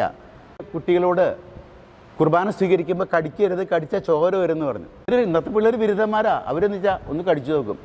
അപ്പോൾ രണ്ട് കാര്യം സിസ്റ്റർ പറഞ്ഞിരിക്കുന്നത്, ഒന്ന് ഈശോ ഉണ്ട്, ഒന്ന് ചോര വരും. കടിച്ചു ചോരയില്ല, എടാ ഇതിൽ ചോരയില്ല, ഈശോ ഇല്ല. കണ്ടോ, എക്സാജറേഷൻ അപകടത്തിൽ ചെയ്യുന്നു. ശരിക്കുള്ള വിശ്വാസത്തിൽ മക്കളെ അകറ്റാൻ ഇടവെത്തും. നമുക്ക് എക്സാജറേഷൻ വേണ്ട. കൃത്യമായിട്ട് ആരാണ് ഒരു പുരോഹിതൻ, ആരാണ് ഒരു അച്ഛൻ, എല്ലാ ബലഹീനതകളുള്ള ആരാണ് ഒരു മെത്രൻ, എല്ലാ ബലഹീനതയുള്ള ഒരു മനുഷ്യ വ്യക്തി തന്നെയാണ്. സഭയിൽ ദൈവം പ്രത്യേകമായിട്ട് വ്യക്തിയെ തിരഞ്ഞെടുത്തിരിക്കുന്നു ശുശ്രൂഷ പൗരോഹിത്യത്തിലേക്ക്. ആരാണ് ഒരു അൽമായൻ? കുർബാനയിൽ മാമോദീസായിലൂടെ ക്രിസ്തുവിൻ്റെ പൊതു പൗരോഹിത്യം സ്വീകരിച്ച വ്യക്തിയാണ്. കൃത്യമായിട്ടുള്ള തിരിച്ചറിവുണ്ടാകണം. ഈ ഒരു കാര്യത്തിൽ വ്യക്തമായ ഒരു കാഴ്ചപ്പാടുണ്ടെങ്കിൽ, മറ്റേ പിള്ളേർ പറഞ്ഞില്ലേ, എടാ ഈ അച്ഛന്മാരും മെത്രന്മാരൊക്കെ പശക, നമുക്ക് കുർബാനയൊന്നും വേണ്ടടാ, ഇനി വീട്ടിലിരുന്നാൽ മതി, സിനിമയ്ക്ക് പോവാ. No no no no no. ഞാൻ ഒരച്ഛൻ്റെയും മെത്രാൻ്റെയും പുറകെയല്ല പോണേ, ഞാൻ ക്രിസ്തുവിൻ്റെ പുറകെ പോകുന്നത്. കുർബാന അവിടെ ഈശോ സന്നിഹിതനാകുന്നത് എൻ്റെ പ്രത്യേക മാജിക്കൽ ശക്തി കൊണ്ടൊന്നല്ല, കർത്താവ് പറഞ്ഞ വചനത്തിൻ്റെ വെളിച്ചത്തിലാണ്. ഇതെൻ്റെ ശരീരമാകുന്നു, ഇതെൻ്റെ രക്തമാകുന്നു, നിങ്ങളിത് വാങ്ങി ഭക്ഷിക്കുവിൻ, ഇത് നിങ്ങളെൻ്റെ ഓർമ്മയ്ക്കായി ചെയ്യുവിൻ. ആ കർത്താവിൻ്റെ വചനത്തിൻ്റെ ശക്തി കൊണ്ടാണ് ഇവിടെ ഗോതമ്പപ്പവും മുന്തിരിച്ചാരും കർത്താവിൻ്റെ ശരീരമായി മാറുന്നത്. അല്ലാതെ എൻ്റെ വ്യക്തിപരമായ കഴിവുകൊണ്ടൊന്നല്ല. അത് പുരോഹിതഗണം ഒരുമിച്ച് ബലിയർപ്പിക്കുമ്പോഴാണ്. ശുശ്രൂഷ പൗരോഹിത്യം സ്വീകരിച്ച അച്ഛനും പൊതു പൗരോഹിത്യം സ്വീകരിച്ച സമൂഹവും ഒരുമിച്ച് ബലിയർപ്പിക്കുമ്പോൾ. അതുകൊണ്ട് വചന ശുശ്രൂഷയുടെ ഭാഗം ജനാഭിമുഖമായിട്ട്, കാരണം കർത്താവ് വന്ന് സുവിശേഷം പ്രഘോഷിക്കുന്ന ആ ഒരു ചിന്ത ഉൾക്കൊള്ളാനായിട്ട്, അങ്ങനെയും ബലിയർപ്പണം യേശുവിനോട് ചേർന്ന് ശുശ്രൂഷ പൗരോഹിത്യം സ്വീകരിച്ച വൈദികനും മാമോദീസായുടെ പൊതു പൗരോഹിത്യം സ്വീകരിച്ച സമൂഹവും ഒരുമിച്ച് പിതാവായ ദൈവത്തിന് ബലിയർപ്പിക്കുന്നു. ഞാൻ സെമിനാരിയിൽ ചേർന്ന അവസരത്തിൽ അന്ന് അച്ഛന്മാരൊക്കെ ധ്യാനം കഴിഞ്ഞ് എല്ലാവരും ഡോർമിറ്ററിയിൽ വന്ന് ഉടുപ്പൊക്കെ മാറിയിട്ട് കള്ളിമുണ്ടൊക്കെ എടുത്ത് ബനിയിട്ട് കിടക്കാൻ പോണ നേരത്ത് ഞാൻ അത് കണ്ടപ്പോൾ, അയ്യോ ഇവർ ചെല്ലുന്ന കുർബാനയാണോ ഞാനീ കാണുന്നത്? ആകെ ഉതപ്പായി എനിക്ക്. അന്ന് കൊച്ചുകുട്ടിയെ തിരിച്ചറിയില്ല. ഈ ഉടുപ്പായിട്ട് ബന്ധപ്പെട്ടുകൊണ്ടാണ് കുർബാന കണ്ടിരുന്നത്. ഈശോ ആണ് കുർബാന എന്ന കൂതാശ സ്ഥാപിച്ചിരിക്കുന്നത്. ബലി അർപ്പിക്കുന്നത് യേശുവാണ്. യേശുവിനോട് ചേർന്ന് ക്രിസ്തുവിൻ്റെ പ്രതിനിധിയായ പുരോഹിതൻ ബലിക്ക്, കുർബാനയ്ക്ക് നേതൃത്വം കൊടുക്കുന്നു. ആ പുരോഹിതനോട് ചേർന്ന്, ശുശ്രൂഷ പൗരോഹിത്യം സ്വീകരിച്ച പുരോഹിതനോട് ചേർന്ന് മാമോദീസായിലൂടെ പൊതു പൗരോഹിത്യം സ്വീകരിച്ച പുരോഹിതഗണം ഒരുമിച്ച് ബലിയർപ്പിക്കുന്നു. അതുകൊണ്ടാണ് നമ്മളിപ്പോൾ ഇന്ന് സീറോ മലബാർ സഭയുടെ കുർബാനയിൽ ആദ്യ ഭാഗം വചന ശുശ്രൂഷ ജനങ്ങളെ അഭിമുഖമായിക്കൊണ്ടും, രണ്ടാമത്തെ ഭാഗം അനാഫ്രയ്ക്ക് വരുന്ന ഭാഗം വൈദികനും സമൂഹവും യേശുവിനോട് ചേർന്ന് ഒരുമിച്ച് ബലിയർപ്പിക്കുന്നു പിതാവായ ദൈവത്തിന്. അൾത്താരാഭിമുഖമായും ഇന്ന് ബലിയർപ്പിക്കാനായിട്ട് സിനഡ് നിർദ്ദേശം നൽകിയിരിക്കുന്നതും സിറോ മലബാർ സഭയുടെ ഔദ്യോഗിക കുർബാനയായിട്ട് അത് അംഗീകരിച്ചിരിക്കുന്നതും. ഇത് ആരോടുള്ള വഴക്കും വ്യക്തിവൈരാഗ്യവും ഒന്നല്ല. ഇത് ക്രിസ്തുവിൻ്റെ ബലി അർപ്പണത്തിൽ എല്ലാവർക്കും പങ്കുണ്ട്, അൽമായർക്കും പങ്കുണ്ട്. ഞാൻ അമിതമായിട്ട് എൻ്റെ റോള് ഞാൻ കൂടുതലായിട്ട് ചിത്രീകരിച്ചാൽ ഒന്നും അവിടെ ഇംബാലൻസ് വരും. എന്തൊക്കെ റോളുണ്ട് കുർബാനയിൽ, പക്ഷേ I should not exaggerate it. ഞാൻ ചോദിക്കട്ടെ, ആരാ വലിയവർ സഭയിൽ? മാർപ്പാപ്പിയാണോ, മെത്രാനാണോ, അച്ഛനാണോ, സിസ്റ്ററാണോ, അൽമായനാണോ? ഞാൻ മനസ്സിലാക്കുന്നതനുസരിച്ച് എല്ലാവരും തുല്യരാണ്. പക്ഷെ വ്യത്യാസമുണ്ട്. അതിൽ മുൻപന്തി നിൽക്കുന്നവരുണ്ട്. ആരാണോ യേശുവിനോട് കൂടുതൽ അടുത്ത് നിൽക്കുന്നത്, ചിലപ്പോൾ ഒരു അമ്മാമി ആവാം, ചിലപ്പോൾ മാർപ്പാപ്പി ആവാം, ചിലപ്പോൾ ഒരു മെത്രാനാകാം, ചിലപ്പോൾ ഒരു അച്ഛനാകാം, ചിലപ്പോൾ ഒരു അപ്പാപ്പനാകാം, ചിലപ്പോൾ ഒരു യൂത്താകാം. ആരാണോ യേശുവിനോട് ഏറ്റവും അടുത്ത് നിൽക്കുന്നത് അവനാണ് സഭയിൽ ഉന്നത സ്ഥാനം വഹിക്കുന്ന വ്യക്തി. മറ്റുള്ള സ്ഥാനമാനങ്ങളൊക്കെ ശുശ്രൂഷ തലമാണ്. മാർപ്പാപ്പയെ പറയുന്നത് സെർവൻറ്റ് ഓഫ് ഗോഡ്, ശുശ്രൂഷകളുടെ ശുശ്രൂഷ. അപ്പോൾ കീഴ്പോട്ടേക്കാണ് സ്ഥാനം ലൗകിക കാഴ്ചപ്പാടിൽ. ആധ്യാത്മിക തലത്തിൽ നോക്കുമ്പോൾ വ്യത്യാസമുണ്ട്. ശ്ലൈഹിക പാരമ്പര്യത്തെ താത്തിക്കെട്ടി പറയല്ല ഞാൻ, കേട്ടോ, ഒരിക്കലും തെറ്റിദ്ധരിക്കരുത്. അത് മഹത്തരമാണ്, അത് ഈശോയുടെ മനസ്സാണ്. 12 ശിഷ്യന്മാരെ വിളിച്ചുകൊണ്ട് സഭയിൽ ഈ പൗരോഹിത്യ തിരുപ്പട്ടം എന്ന കുദാശ സ്ഥാപിച്ചുകൊണ്ട് ആ ശ്ലൈഹിക അധികാരം തലമുറ കൈമാറിപ്പോരുന്ന ആ രീതി, അത് മഹത്തരമാണ്. പക്ഷേ ഞാനും ഇവിടെ ഒരു ചെറിയ അപകടമുള്ളതുകൊണ്ട് പിതാവ് കൃത്യമായിട്ട് പഠിപ്പിക്കുന്ന ഈ കാര്യം. ഞാൻ ഒരു മെത്രാനാണ്, പക്ഷെ ഞാനൊരു മനുഷ്യനാണ്. എല്ലാ പോരായ്മകളുള്ള ബലഹീനതയുള്ള ആളാണ് ഞാൻ. നിങ്ങൾ എന്നെ ഒരു ദൈവമായിട്ട് കണ്ടാൽ ഞാൻ വല്ല കുസൃതി കാണിക്കുന്നതിനും നിങ്ങൾ വിചാരിക്കുന്നത് എന്ത് കത്തോലിക്ക സഭ, അതെൻ്റെ ബലഹീനത ഒരു തലമാണ്. എന്നെ ഏൽപ്പിച്ചിരിക്കുന്ന ശുശ്രൂഷ മഹത്തരമാണ്. അപ്പം എന്നിൽ പോരായ്മയുടെ നിങ്ങൾ മുട്ടിപ്പാടി എനിക്ക് വേണ്ടി പ്രാർത്ഥിക്കണം, വേണ്ട എന്നെ ശക്തിപ്പെടുത്താനായിട്ട്. ചിലപ്പോൾ ഇന്ന് ഞങ്ങളുടെ ഭാഗത്ത്, ഞാൻ എളിമയോടെ പറയാണ്, ഞങ്ങളുടെ ഭാഗത്തു നിന്നൊക്കെ ചിലപ്പോൾ ഒതപ്പുകൾ ഉണ്ടാക്കുന്നുണ്ട് സമൂഹത്തിൽ. അത് ഒരിക്കലും നിങ്ങളുടെ കുർബാനയുള്ള വിശ്വാസം കുറയ്ക്കരുതെന്ന് പറയാൻ വേണ്ടി പിതാവ് ഈ കാര്യം പറയുന്നത്. രണ്ടാ. ഒന്ന് എൻ്റെ ബലഹീനതയുടെ തലമാണ്, മറ്റേ ശ്ലൈഹിക പാരമ്പര്യത്തിലൂടെ എനിക്ക് ലഭിച്ചിരിക്കുന്ന ആ തലം. അവിടെ കുർബാന അത് വേറെ തലമാണ്. അവിടെ ഈശോയുടെ സാന്നിധ്യം അത് നിങ്ങൾക്ക് ഉതപ്പ് വഴിയായിട്ട് ചിലർ ഇന്ന് കുർബാനയ്ക്കൊന്നും പോകണ്ടടാ, ഈ അച്ഛന്മാരും മെത്രാന്മാരും ഒക്കെ പശക്കാന്ന് പറഞ്ഞിട്ട് രണ്ട് കാര്യമാണ്. അച്ഛന്മാരിലോ മെത്രാന്മാരിലോ എന്തെങ്കിലും ബലഹീനതകളോ പോരായ്മകളൊക്കെ ഉണ്ടെങ്കിൽ അത് അവരുടെ മാനുഷിക തലത്തിലുള്ള പോരായ്മകൾ, ബലഹീനതകളാണ്. നിങ്ങൾ അവരെ ദൈവമായിട്ട് കാണാൻ തുടങ്ങിക്കഴിഞ്ഞാൽ നിങ്ങൾക്ക് ഉതപ്പ് വരും.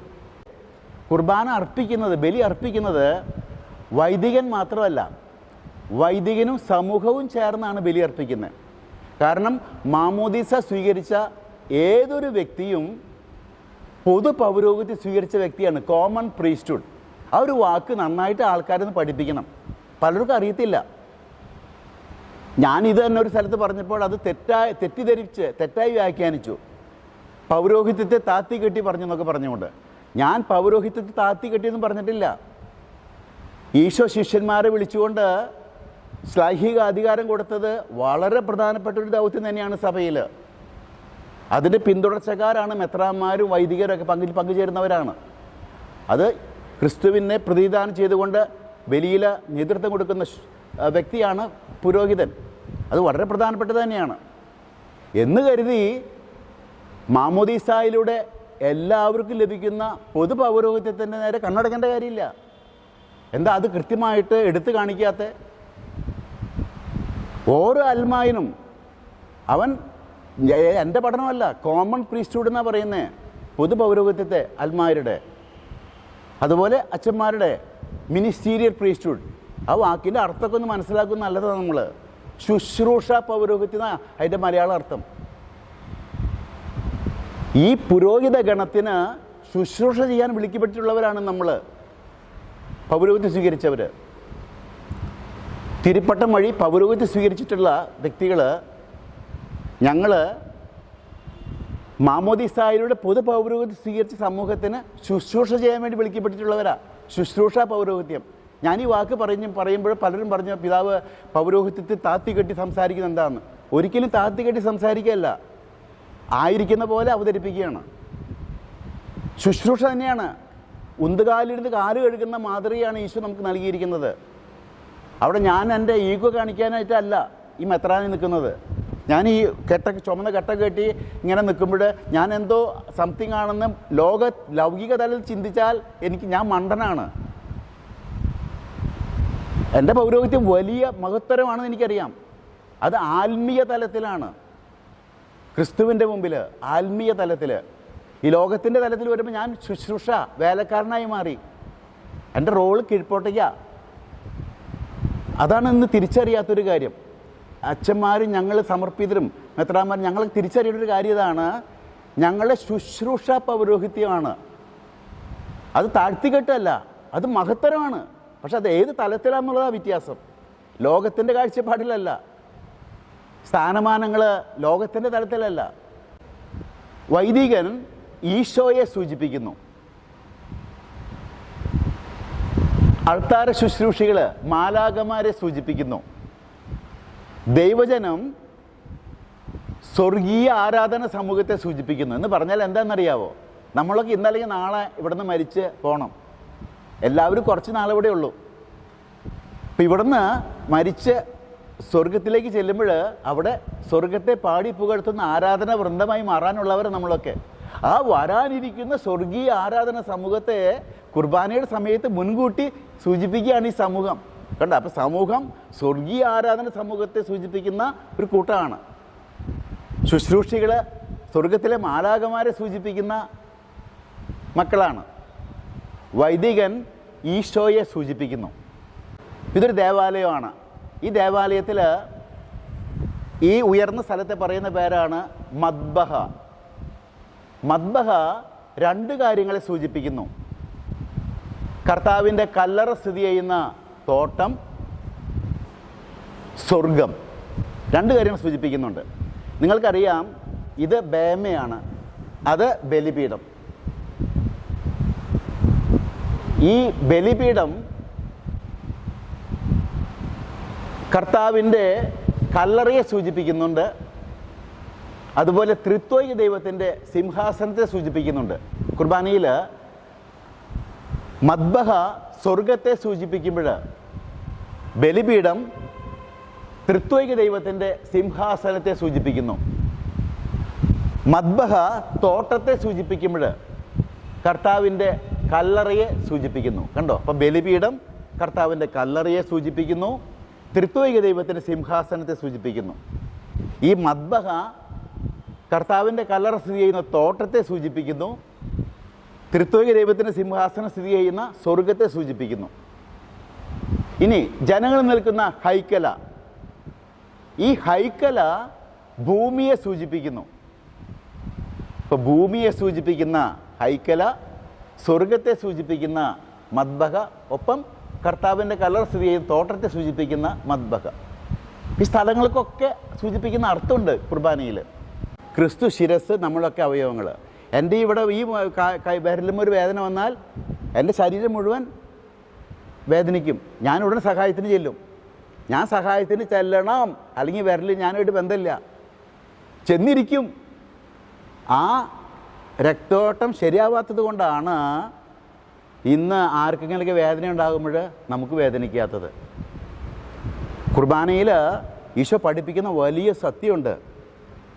ഈ ഗോതമ്പ് മണികളൊക്കെ ഒരുമിച്ച് ചേരുന്ന പോലെ നിങ്ങളൊക്കെ എൻ്റെ മക്കളെ, നിങ്ങളെല്ലാവരും ചേർന്നതാണ് എൻ്റെ ശരീരം. ഞാൻ ശിരസ്, നിങ്ങളൊക്കെ എൻ്റെ അവയവങ്ങൾ. അവയവങ്ങൾ തമ്മിൽ തമ്മിൽ ക്രിസ്തുവിൽ ഒന്നായിരിക്കുന്നു. ആർക്കെങ്കിലും പ്രയാസം വന്ന് ഉടനെ സഹായത്തിന് എത്തണം. Be ready to help, and that is called love. So കുർബാന എന്ന് പറഞ്ഞാൽ സ്നേഹത്തിൻ്റെ കൂദാശയാണ്. തിരുവോസ്തി, ഈ ഓസ്തിയാണ് കർത്താവിൻ്റെ ശരീരമായി മാറുന്നത്. അതുപോലെ വീഞ്ഞ്, ഇത് കർത്താവിൻ്റെ രക്തമായി തീരുന്നു.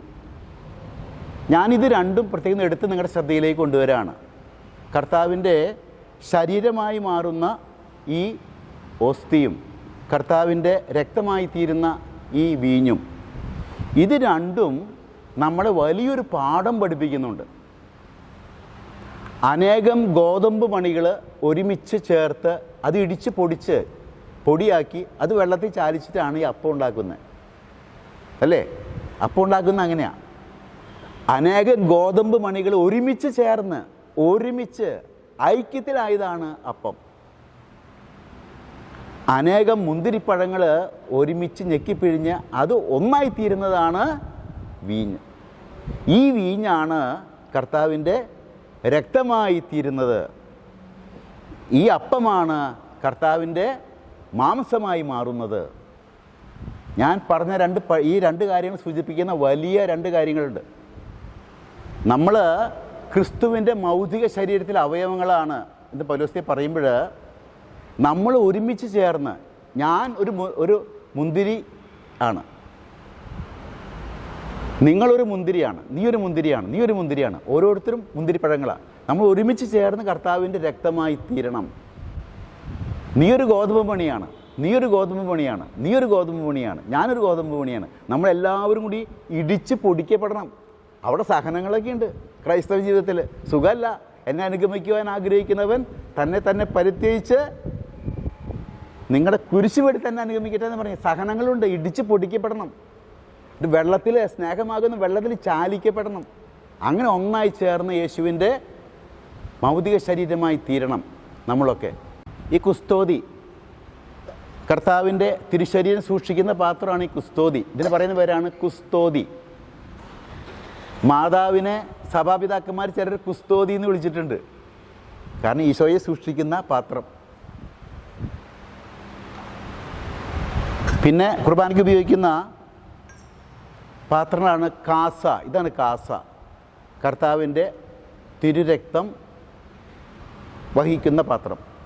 ഇതാണ് പീലാസ, കർത്താവിൻ്റെ തിരുശരീരം വഹിക്കുന്ന പാത്രം.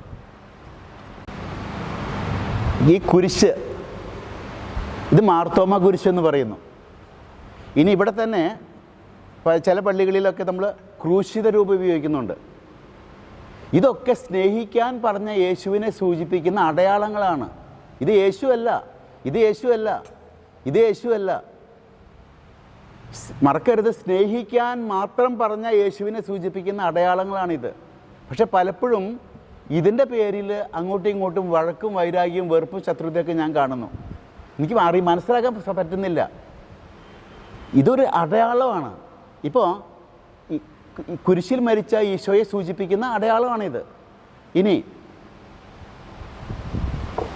ഇതാണെങ്കിൽ ഇത് ലോകത്തെ സൂചിപ്പിക്കുന്നു. ലോകത്തിൽ ഇത് താമരേതളിനെ, ഭാരതത്തെ സൂചിപ്പിക്കുന്ന സിമ്പിളാണ്. ഇനി ഇവിടെ പുഷ്പിച്ച കുരിശ്, അത് കുരിശിൽ മരിച്ച ഈശോ ഉത്ഥാനം ചെയ്തു. അപ്പോൾ കുരിശ് രൂപമില്ല. ആ കുരിശ് പുഷ്പിച്ചു, പൂക്കൾ കണ്ടോ, പൂക്കൾ. അപ്പോൾ പരിശുദ്ധാത്മാവ് വഴി ആ ക്രൂശിതനായ ഈശോ ഉയർത്തെഴുന്നേറ്റു. അപ്പോൾ ഉത്തിതനായ യേശുവിനെ സൂചിപ്പിക്കുന്ന ഒരു സിമ്പിളാണിത്. ഇത് ആര് കൊണ്ടുവന്നാലും കുഴപ്പമില്ല, അതൊരു അടയാളമാണ്. ഞാൻ ഉത്ഥാനത്തിൽ വിശ്വസിക്കുന്ന ആളാണ്, നിങ്ങളൊക്കെ ഉയർപ്പിൽ വിശ്വസിക്കുന്ന ആൾക്കാരാണ്. ഇപ്പം നമ്മൾ ഉത്ഥാനം ചെയ്ത യേശുവിനെ സൂചിപ്പിക്കുന്ന ഒരു അടയാളം. ഇതിൻ്റെ പേരും പറഞ്ഞുകൊണ്ട് നമ്മൾ അങ്ങോട്ടും ഇങ്ങോട്ടൊക്കെ തല്ലുകൂടേണ്ട കാര്യമില്ല എന്നുള്ളതാണ് എനിക്ക് സ്നേഹത്തോടെ പറയാനായിട്ടുള്ളത്. ഇതൊക്കെ അടയാളങ്ങളാണ്. നമ്മളതിൻ്റെ സത്തെടുക്കുന്നില്ല. സത്ത എന്ന് വെച്ചാൽ കർത്താവ് പറഞ്ഞിരിക്കുന്നത് പരസ്പരം സ്നേഹിക്കുക. അതിന് വിഘാതമായിട്ട് ഈ അടയാളങ്ങൾ നിന്നാൽ പ്രശ്നമായില്ലേ? ഈ രണ്ട് വിളക്ക് ഇവിടെ ഇരിക്കുന്നില്ലേ, കണ്ടോ? ഈ വിളക്ക്, ഇത് ലോകത്തിൻ്റെ പ്രകാശമായ യേശുവിനെ സൂചിപ്പിക്കാൻ വേണ്ടിയിട്ടാണ് വെച്ചിരിക്കുന്നത്. ഞാൻ അർപ്പകനായ യേശുവിനോട് ചേർന്ന് ഞാൻ ബലി അർപ്പിക്കുമ്പോൾ ഞാൻ ഇരുട്ടിൽ നടക്കുന്നവനാകരുത്. ഞാൻ ലോകത്തിൻ്റെ പ്രകാശമാകുന്നു, എന്നെ അനുഗമിക്കുന്നവൻ അന്ധകാരത്തിൽ നടക്കുന്നില്ല, ഈശോ പറഞ്ഞില്ലേ? അത് ഓർപ്പിക്കാനായിട്ട് തിരികത്തിച്ച് വെച്ചാണ്. അല്ലാണ്ട് ഇവിടെ എനിക്ക് ഇതിനാവശ്യമൊന്നുമില്ല ഇത് കാണാനായിട്ട്. വെളിച്ചം ഇഷ്ടം പോലെയുണ്ട് ഇവിടെ. യേശുവിനെ സൂചിപ്പിക്കുന്നൊരു അടയാളം അത് തന്നെയല്ല. എന്നെ ഇത് ഓർപ്പിച്ചുകൊണ്ടിരിക്കണം. ഞാൻ ഇരുട്ടിൽ കൂടെ നടക്കരുത്, യേശുവിൻ്റെ മാർഗത്തിൽ കൂടെ നടക്കണം. ഇരുട്ടിലൂടെ നടന്നാൽ ക്ഷുദ്ര ജീവികൾ എന്നെ ആക്രമിക്കും, ഞാൻ അറിയില്ല. കല്ലിൽ കാല് തെറ്റി മറിഞ്ഞു വീഴും, അപകടം ഉണ്ടാകും. ഇനി ചിലവരുണ്ട് യേശുവിനെ അനുകരിച്ച്, ലോകത്തിൻ്റെ പ്രകാശമായി യേശുവിനെ അനുഗമിച്ച് വെളിച്ചത്തിൽ കൂടെ നടക്കും, പക്ഷെ കണ്ണടച്ച് നടക്കും. അപ്പോഴും കാര്യമില്ല. കണ്ണ് തുറന്ന് യേശുവിൻ്റെ പ്രകാശം കണ്ട് മാർഗതടസ്സങ്ങളിൽ കണ്ടറിഞ്ഞുകൊണ്ട് യേശുവിനെ അനുഗമിക്കുന്ന വ്യക്തികളായി മാറണം നമ്മളൊക്കെ. ഞാൻ ലോകത്തിൻ്റെ പ്രകാശമാകുന്ന അരുളി ചെയ്ത യേശുവിനെ സൂചിപ്പിക്കുന്ന തിരികൾ. ഇനി ഏറ്റവും മുകളിലായിട്ട് ധരിക്കുന്ന തിരുവസ്ത്രമാണ് കണ്ടോ, കാപ്പ. ഈ കാപ്പ ഇത് അച്ഛന്മാരിങ്ങനെ ധരിക്കുന്നത്, ഈ കാപ്പ എങ്ങനെയായിട്ട് ധരിച്ച് നിൽക്കുന്നത്, അത് കല്യാണ ഫോട്ടോയിൽ ഭംഗിയുണ്ടാവാൻ വേണ്ടിയിട്ടല്ല.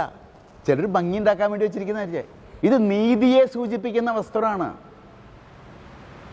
എവിടെ നിന്നോ ഏത് ആംഗിളിൽ നോക്കിയാലും കാണണം ക്രൈസ്തവർ നീതി പാലിക്കുന്നവരാണെന്ന്.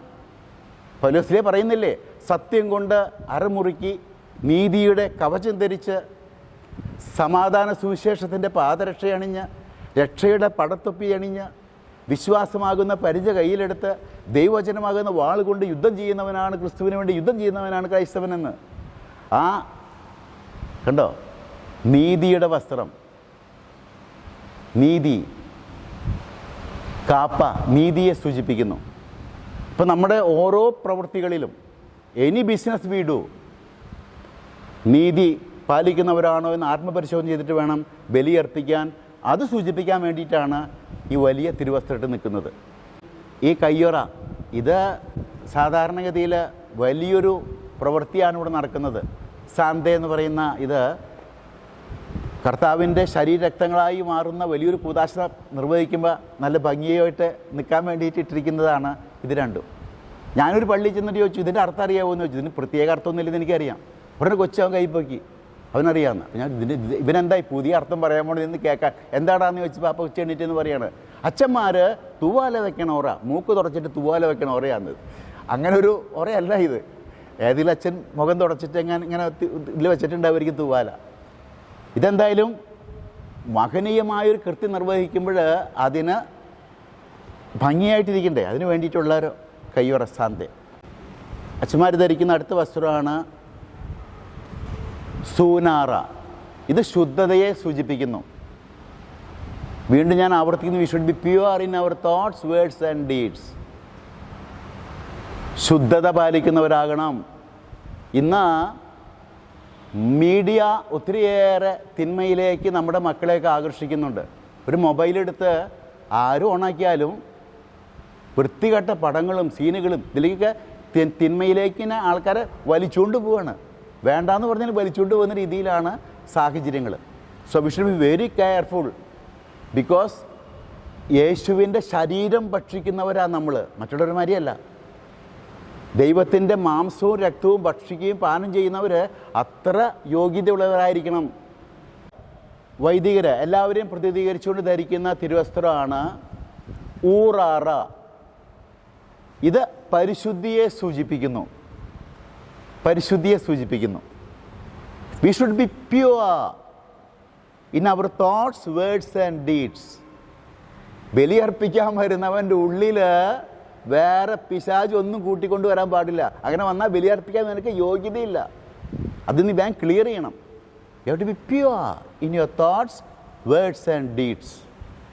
ഇടയ്ക്കിടയ്ക്ക് TWD ടെസ്റ്റ് നടത്തുന്നതെന്ന് പറയും നമ്മൾ, പ്രത്യേകിച്ച് ബലിയർപ്പിക്കുന്ന നമ്മളെല്ലാവരും. TWD ടെസ്റ്റ് എന്ന് പറയുന്നത് ഇതാണ്, തോട്ട്സ്, വേർഡ്സ്, ഡീഡ്സ് എങ്ങനെയാണെന്ന് എപ്പോഴും ചിന്തിച്ചുകൊണ്ടിരിക്കണം. എൻ്റെ ചിന്ത, വാക്ക്, പ്രവൃത്തി. എന്നിട്ട് ഞാനിങ്ങനെ ആത്മപരിശോധന നടത്തിക്കൊണ്ടിരിക്കണം. ഈ പല ടെസ്റ്റും നടത്തുന്നില്ലേ എന്ന്, അതുപോലെ ഇന്ന് ഇത് ഈ ടെസ്റ്റ് എപ്പോഴും നടത്തിക്കൊണ്ടിരിക്കണം. എന്നിട്ട് റേഞ്ച് കുറച്ച് കയറി നിൽക്കണമെന്നുണ്ടെങ്കിൽ ഉടനെ സെൽഫ് കൺട്രോൾ ടാബ്ലറ്റ്സ് കഴിക്കണം. എന്നെ തന്നെ നിയന്ത്രിച്ചുകൊണ്ട്. റേഞ്ച് ഒന്നും കൂടി കയറി നിൽക്കണമെന്നുണ്ടെങ്കിൽ you should go for confession tablets. കർത്താവ് സ്ഥാപിച്ചിരിക്കുന്ന കുദാശയാണ് കുമ്പസാരം എന്ന കുദാശ. യോഹന്നാന്റെ സുവിശേഷം 20-ാം അധ്യായം 23-22 പറയുന്നില്ലേ, നിങ്ങൾ ആരുടെ പാപങ്ങൾ മോചിക്കുന്നു അവ മോചിക്കപ്പെടും. നിങ്ങൾ ആരുടെ പാപങ്ങൾ ബന്ധിക്കുന്നു അവ ബന്ധിക്കപ്പെടും. കർത്താവ് ചുമ്മങ്ങൾ പറയുന്നതല്ല, എൻ്റെയും നിങ്ങളുടെയും എല്ലാ വരാനിരിക്കുന്ന തെറ്റുകൾക്കൊക്കെ വേണ്ടി പാടുപീഡകൾ സഹിച്ച് കുരിശിൽ മരിച്ചിട്ടാണ് കുമ്പസാരം എന്ന കൂദാശ സ്ഥാപിച്ചിരിക്കുന്നത്. ആ പെയിൻ എടുത്തിട്ടാ. അപ്പം ഞാൻ എൻ്റെ TW ടെസ്റ്റിൽ തോട്ട്സ് വേർഡ്സ് ആൻഡ് ഡീഡ്സിൽ കുറച്ചും കൂടിയും തെറ്റിൻ്റെ തലത്തിൽ റേഞ്ച് കൂടുതലാണെന്ന് കണ്ടാൽ ഉടനെ ഞാൻ പോകണം for the confession before the celebration of the holy mass. മാരക പാപങ്ങളുണ്ടെങ്കിലാണ് നിർബന്ധമായിട്ടും കുമ്പസാരം എന്ന കുദാശയിലൂടെ യോഗ്യത നേടിയിട്ട് വേണം ബലിയർപ്പിക്കാൻ നമ്മളൊക്കെ. അത് ലഘുപാപങ്ങളുള്ളൂ എന്ന് കരുതാം. അപ്പം നമുക്ക് ഞാൻ പറഞ്ഞു വരാം, അവിടെ ഒരു അനുരഞ്ജന ശുശ്രൂഷയുണ്ട്. അവിടെ പാപങ്ങൾ ഏറ്റുപറഞ്ഞ് എനിക്ക് ഈശോയെ സ്വീകരിക്കാം. We should be pure in our thoughts words and deeds. കുർബാനയ്ക്കാണെങ്കിൽ ഓരോരുത്തരും ചിന്തിക്കണം. അച്ഛന്മാർ ആദ്യമായിട്ട് ധരിക്കുന്ന ഈ തിരുവസ്ത്രം, ഇത് കൊത്തീന എന്നാണ് പറയുക. ഈ കൊത്തീന പുതിയ മനുഷ്യനെ സൂചിപ്പിക്കുന്നു. എന്ന് പറഞ്ഞാൽ ഞാനിത് ധരിക്കുന്നത് എല്ലാവരെയും റെപ്രസെൻ്റ് ചെയ്തിട്ടാണ്, എല്ലാവരെയും പ്രതിനിധീകരിച്ചുകൊണ്ട് ധരിക്കുന്നത്. എല്ലാവരെയും കൊണ്ട് കൊത്തീന ഇടിപ്പിക്കാൻ പറ്റത്തില്ലല്ലോ. അപ്പോൾ ഞാൻ എല്ലാവരെയും പ്രതിനിധീകരിച്ചുകൊണ്ട് കൊത്തീന ധരിക്കുന്നു. അത് സൂചിപ്പിക്കുന്ന അർത്ഥതാണ്, ബലിയർപ്പിക്കുന്ന ശുശ്രൂഷ പൗരോഹിത്യം സ്വീകരിച്ച ഞാനും പൊതു പൗരോഹിത്യം സ്വീകരിച്ച നിങ്ങളെല്ലാവരും പുതിയ മനുഷ്യരായിട്ട് വേണം ബലിയർപ്പിക്കാൻ എന്ന് നമ്മളെല്ലാം ഓർപ്പിക്കുന്ന തിരുവസ്ത്രമാണ് ഈ കൊത്തീന എന്നുള്ള തിരുവസ്ത്രം. ഇത് നമ്മുടെ ഉള്ളിൽ നന്നായിട്ട് തറയണം. ഞാനൊരു പുതിയ മനുഷ്യനായിട്ട് വേണം ബലിയർപ്പിക്കാൻ. നമ്മൾ കൃത്യമായിട്ട് അറിഞ്ഞിരിക്കേണ്ട ഒരു കാര്യമാണ്, 2 തരം പൗരോഹിത്യമുണ്ട് സഭയിലെന്നുള്ളത്. ഒന്ന് മിനിസ്റ്റീരിയൽ പ്രീസ്റ്റ്ഹുഡ്, 2 കോമൺ പ്രീസ്റ്റ്ഹുഡ്. ശുശ്രൂഷ പൗരോഹിത്യം, പൊതു പൗരോഹിത്യം. തിരുപ്പട്ടം എന്ന കുദാശയിലൂടെ വൈദികരോ മെത്രാന്മാരോ സ്വീകരിക്കുന്ന പൗരോഹിത്യമാണ് ശുശ്രൂഷ പൗരോഹിത്യം അല്ലെങ്കിൽ മിനിസ്റ്റീരിയൽ പ്രീസ്റ്റ്ഹുഡ്. മാമോദീസ എന്ന കുദാശയിലൂടെ എല്ലാവരും സ്വീകരിക്കുന്ന പൗരോഹിത്യമാണ് കോമൺ പ്രീസ്റ്റ്ഹുഡ് അല്ലെങ്കിൽ പൊതു പൗരോഹിത്യം. ബലി അർപ്പിക്കുന്നത് കോമൺ പ്രീസ്റ്റ്ഹുഡിൽ അംഗങ്ങളായിട്ടുള്ള എല്ലാവരും കൂടി ചേർന്നാണ്. ഒപ്പം ശുശ്രൂഷ പൗരോഹിത്യം സ്വീകരിച്ച മിനിസ്റ്റീരിയൽ പ്രീസ്റ്റ്ഹുഡ് ഉള്ളവർ ആ ബലിക്ക് നേതൃത്വം നൽകുന്നു, കാർമ്മികത്വം വഹിക്കുന്നു. ക്രിസ്തുവിനെ പ്രതിനിധീകരിച്ചുകൊണ്ട് അവർ നിൽക്കുന്നു കുർബാനയിൽ. ഇനി ബലി അർപ്പിക്കുന്നത് ഈശോയാണ്. ഈശോയോട് ചേർന്ന് കാർമ്മികനും സമൂഹവും ഒരുമിച്ച് ബലിയർപ്പിക്കുന്നു. കുർബാനയിൽ ഈശോ തൻ്റെ ശരീരവും രക്തവും മരുന്നും ടോണിക്കും തന്ന് കണ്ണ് തുറപ്പിച്ച് മസിൽ ഉറപ്പിച്ച് പറഞ്ഞയക്കുകയാണ് ക്രൈസ്തവ ജീവിതത്തിന് 23 മണിക്കൂർ നേരത്തെ. നീയും പോയി അതുപോലെ ചെയ്യുക എന്ന് പറഞ്ഞ് ആശീർവദിച്ച് വിടുകയാണ്. അങ്ങനെ ബലിജീവിതം അർപ്പിച്ചുകൊണ്ട് ജീവിക്കുമ്പോൾ അക്രൈസ്തവരൊക്കെ എന്നെ നോക്കുമ്പോൾ ഞാൻ ജീവിക്കുന്ന ബൈബിളായി മാറും. അവർ ബൈബിൾ വായിക്കാതെ സുവിശേഷം എന്താണെന്ന് അവരറിയും. അറിയണം, അറിയിക്കണം. വചനം പഠിക്കണം, പഠിപ്പിക്കണം, പാലിക്കണം. ഉത്തിതനായ യേശുവിന് ഒരു കാര്യം നമ്മൾ പറയാനുള്ളൂ, നിങ്ങൾ ലോകം എങ്ങും പോയി സുവിശേഷം പ്രഘോഷിക്കുക. കുർബാനയുടെ എക്സിക്യൂഷനാണ് ഈ കൽപ്പനയുടെ പ്രാവർത്തികമാക്കൽ. അതിന് ദൈവം നമ്മെ അനുഗ്രഹിക്കട്ടെ. വിശുദ്ധ കുർബാനയിലെ 4-ാമത്തെ ഭാഗമാണ് വളരെ പ്രധാനപ്പെട്ട അനാഫ്ര ഭാഗം. ഈ അനാഫ്രയ്ക്ക് മുമ്പായിട്ട് നമ്മൾ നമ്മുടെ വിശ്വാസം ഏറ്റുപറയുന്ന വിശ്വാസ പ്രമാണ പ്രാർത്ഥന ചൊല്ലും. AD 325 നിക്കിയ സുനാദോസിൽ രൂപം കൊണ്ട വിശ്വാസ പ്രമാണ പ്രാർത്ഥനയാണ് നമ്മൾ ചൊല്ലുക. AD 325 നിക്കിയ സുനാദോസിൽ, അതുപോലെ AD 381 കോൺസ്റ്റാന്റിനോപ്പിൾ സുനാദോസിലും രൂപീകൃതമായിട്ടുള്ള ആ വിശ്വാസ പ്രമാണ പ്രാർത്ഥനയാണ് നമ്മൾ ഇന്നും എന്നും ഏറ്റുചൊല്ലിക്കൊണ്ടിരിക്കുക. കത്തോലിക്ക സഭയിൽ 24 വ്യക്തിഗത സഭകളുണ്ട്. 24 വ്യക്തിഗത സഭകളെ ചേർത്ത് പറയുന്ന പേരാണ് കത്തോലിക്ക സഭ. പലരും അതിനെക്കുറിച്ച് അവെയറാണോ എന്ന് ചോദിച്ചാൽ എനിക്ക് സംശയമുണ്ട്. ഈശോ 12 ശിഷ്യന്മാരെ വിളിച്ചു. ആ 12 ശിഷ്യന്മാരെ കൂടെ കൊണ്ടു നടന്ന് കുറെ കാര്യങ്ങൾ പഠിപ്പിച്ചു. ആ 12 ശിഷ്യന്മാരെ ലോകത്തിന്റെ നാനാഭാഗങ്ങളിലേക്കും പറഞ്ഞയച്ചു.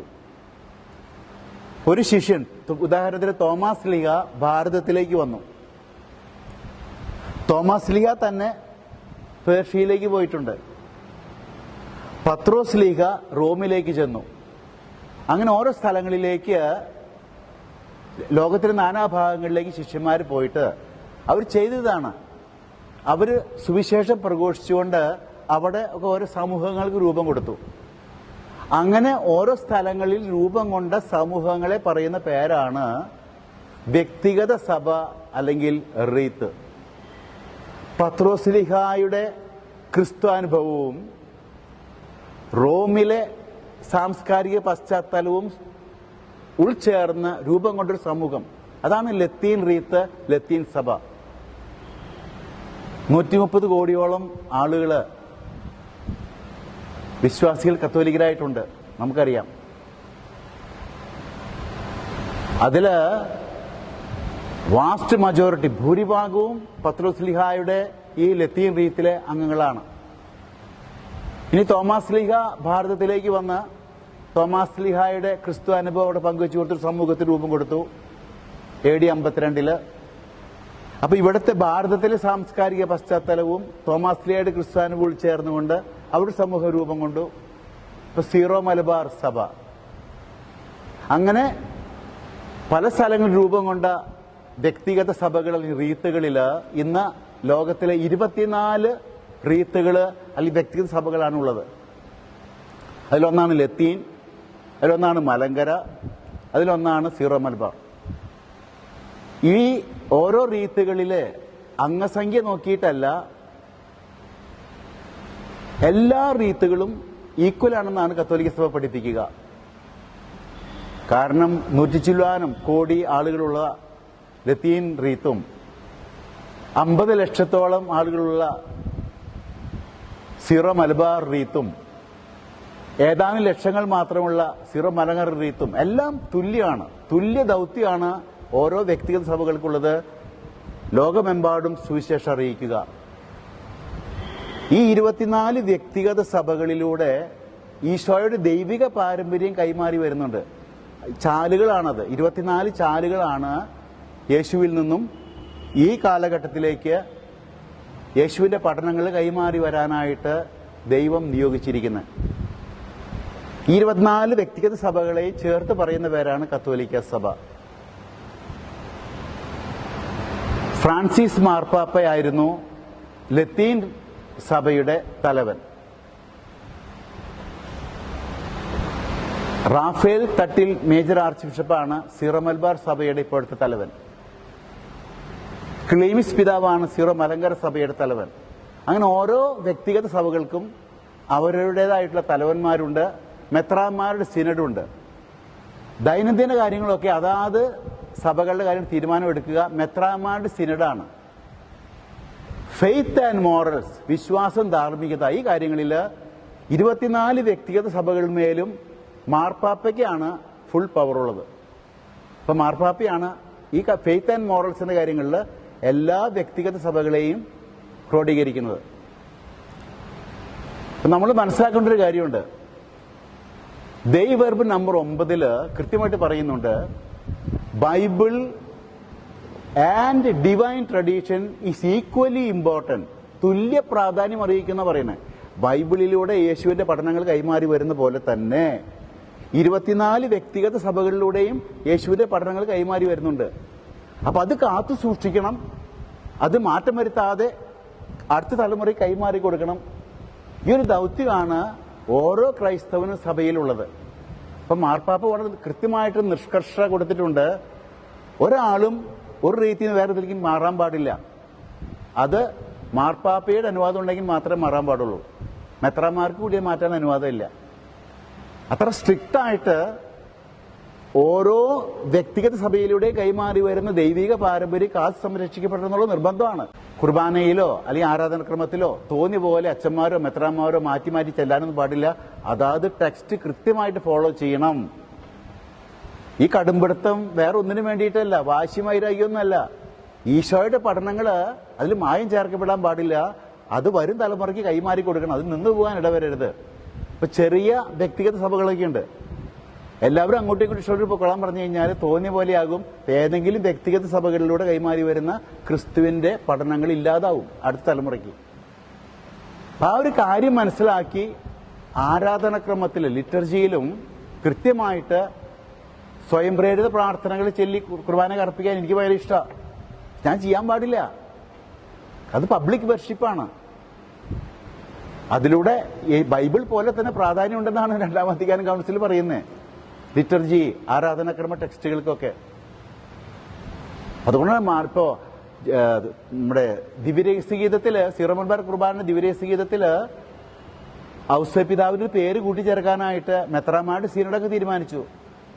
പോരാ, മാർപ്പാപ്പയുടെ അപ്രൂവൽ കിട്ടിയിട്ടാണ് ഒരു വാക്ക് കൂട്ടിച്ചേർത്തത്. ഔസേപിതാവ് ഒരു വാക്ക് കൂട്ടിച്ചേർത്തത്. കാരണം ആ ടെക്സ്റ്റിലൊക്കെ മാനിപ്പുലേഷൻ വന്നു കഴിഞ്ഞാൽ ജീസസിന്റെ പഠനങ്ങളാണ് വരും തലമുറയ്ക്ക് ഇല്ലാതാകുന്നത്. ഇപ്പൊ നോക്ക്, നമ്മുടെ ഞാൻ പറഞ്ഞു വന്നത് ഇതുകൊണ്ടാണ്. വിശ്വാസ പ്രമാണ പ്രാർത്ഥന ആരാധനക്രമത്തിലെ അത് AD 325 നിക്കിയ സുനാദോസിലും AD 381 കോൺസ്റ്റാന്റിനോപ്പിൾ സുനാദോസിൽ നിന്ന് വരുന്നതാ. അത്ര കാലം പഴക്കമുള്ള അന്നത്തെ ആളുകളുടെ വിശ്വാസമാണ് തലമുറയായിട്ട് കൈമാറി 2025 എത്തിയിരിക്കുന്നത്. ഞാൻ തോന്നിയമാതിരി മാറ്റി നല്ല മലയാളം ഉപയോഗിച്ച് വിട്ടു കഴിഞ്ഞാൽ അടുത്ത തലമുറയ്ക്ക് യേശുവിന്റെ പഠനങ്ങൾ തന്നെ കിട്ടുക, എന്റെ പഠനമല്ലേ കിട്ടുക. So you have to be very strict. അത് വേറൊരു ലക്ഷ്യമല്ല, വാശിയും കടുപ്പിടുത്തമൊന്നുമല്ല. ഈശോയുടെ പഠനങ്ങൾ മായം കലരാതെ വരും തലമുറയ്ക്ക് കിട്ടണം. അത് നഷ്ടപ്പെട്ടു പോകാൻ ഇടവരരുത്. ഇപ്പൊ ഞാൻ അതുകൊണ്ട് ആരാധനക്രമ കാര്യങ്ങളിൽ ഞാൻ വിശ്വസ്തത പുലർത്തി വെക്കൂ. Being the bishop or being a priest or being a layman, everybody is responsible. Faith, liturgy, life style ഓരോ വ്യക്തിഗത സഭകളിൽ 24 വ്യക്തിഗത സഭകളുണ്ട്. ഇപ്പൊ ഡിവൈൻ ട്രഡീഷൻ എന്ന് പറയുന്നത് ഈ വ്യക്തിഗത സഭകളുടെ വിശ്വാസം, ആരാധനക്രമം, ജീവിതശൈലി 24 വ്യക്തിഗത സഭകളുടെ. അതുകൂടാതെ നമുക്ക് യേശുവിന്റെ കാലത്ത് എങ്ങനെയാണ് ഒരു കാര്യം മനസ്സിലാക്കിയെന്ന് അറിയാനായിട്ട് സഭാപിതാക്കന്മാർ എഴുതിയ ഗ്രന്ഥങ്ങളുണ്ട്. 25 സഭാപിതാക്കന്മാരുടെ, അത് കർത്താവിന്റെ കാലഘട്ടം മുതൽ ഉള്ള എഴുതിയ ആൾക്കാരുടെയൊക്കെ ഉണ്ട്, നമ്മുടെ ഉണ്ട്. അതൊക്കെ ഒന്ന് വായിച്ച് പഠിച്ചാൽ മനസ്സിലാവും എന്താണ് ഈശോ ഉദ്ദേശിച്ചതെന്ന്. ചിലർ പറയും കുർബാന ഈശോ ഇതാണ് ഉദ്ദേശിച്ചെന്നൊക്കെ പറയും. പക്ഷെ അന്ന് കാലത്ത് എങ്ങനെയാണ് കുർബാനയിൽ പങ്കുകൊണ്ടിരുന്ന ആളുകള്, കുർബാന എങ്ങനെയാണ് നോക്കിക്കൊണ്ടിരുന്നത് അന്നത്തെ കാലത്ത്, ഈശോയുടെ കാലത്ത് പിരിക്കി കാറ്റുകൊള്ളുമ്പോൾ തോന്നണമല്ല.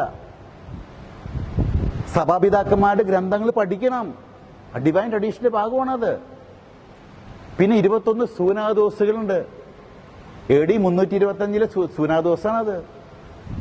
AD 381 സൂനാദോസ്. അങ്ങനെ രണ്ടാം വത്തിക്കാൻ കൗൺസിൽ വരെ 21 സൂനാദോസുകൾ, ഡിഗ്രികൾ.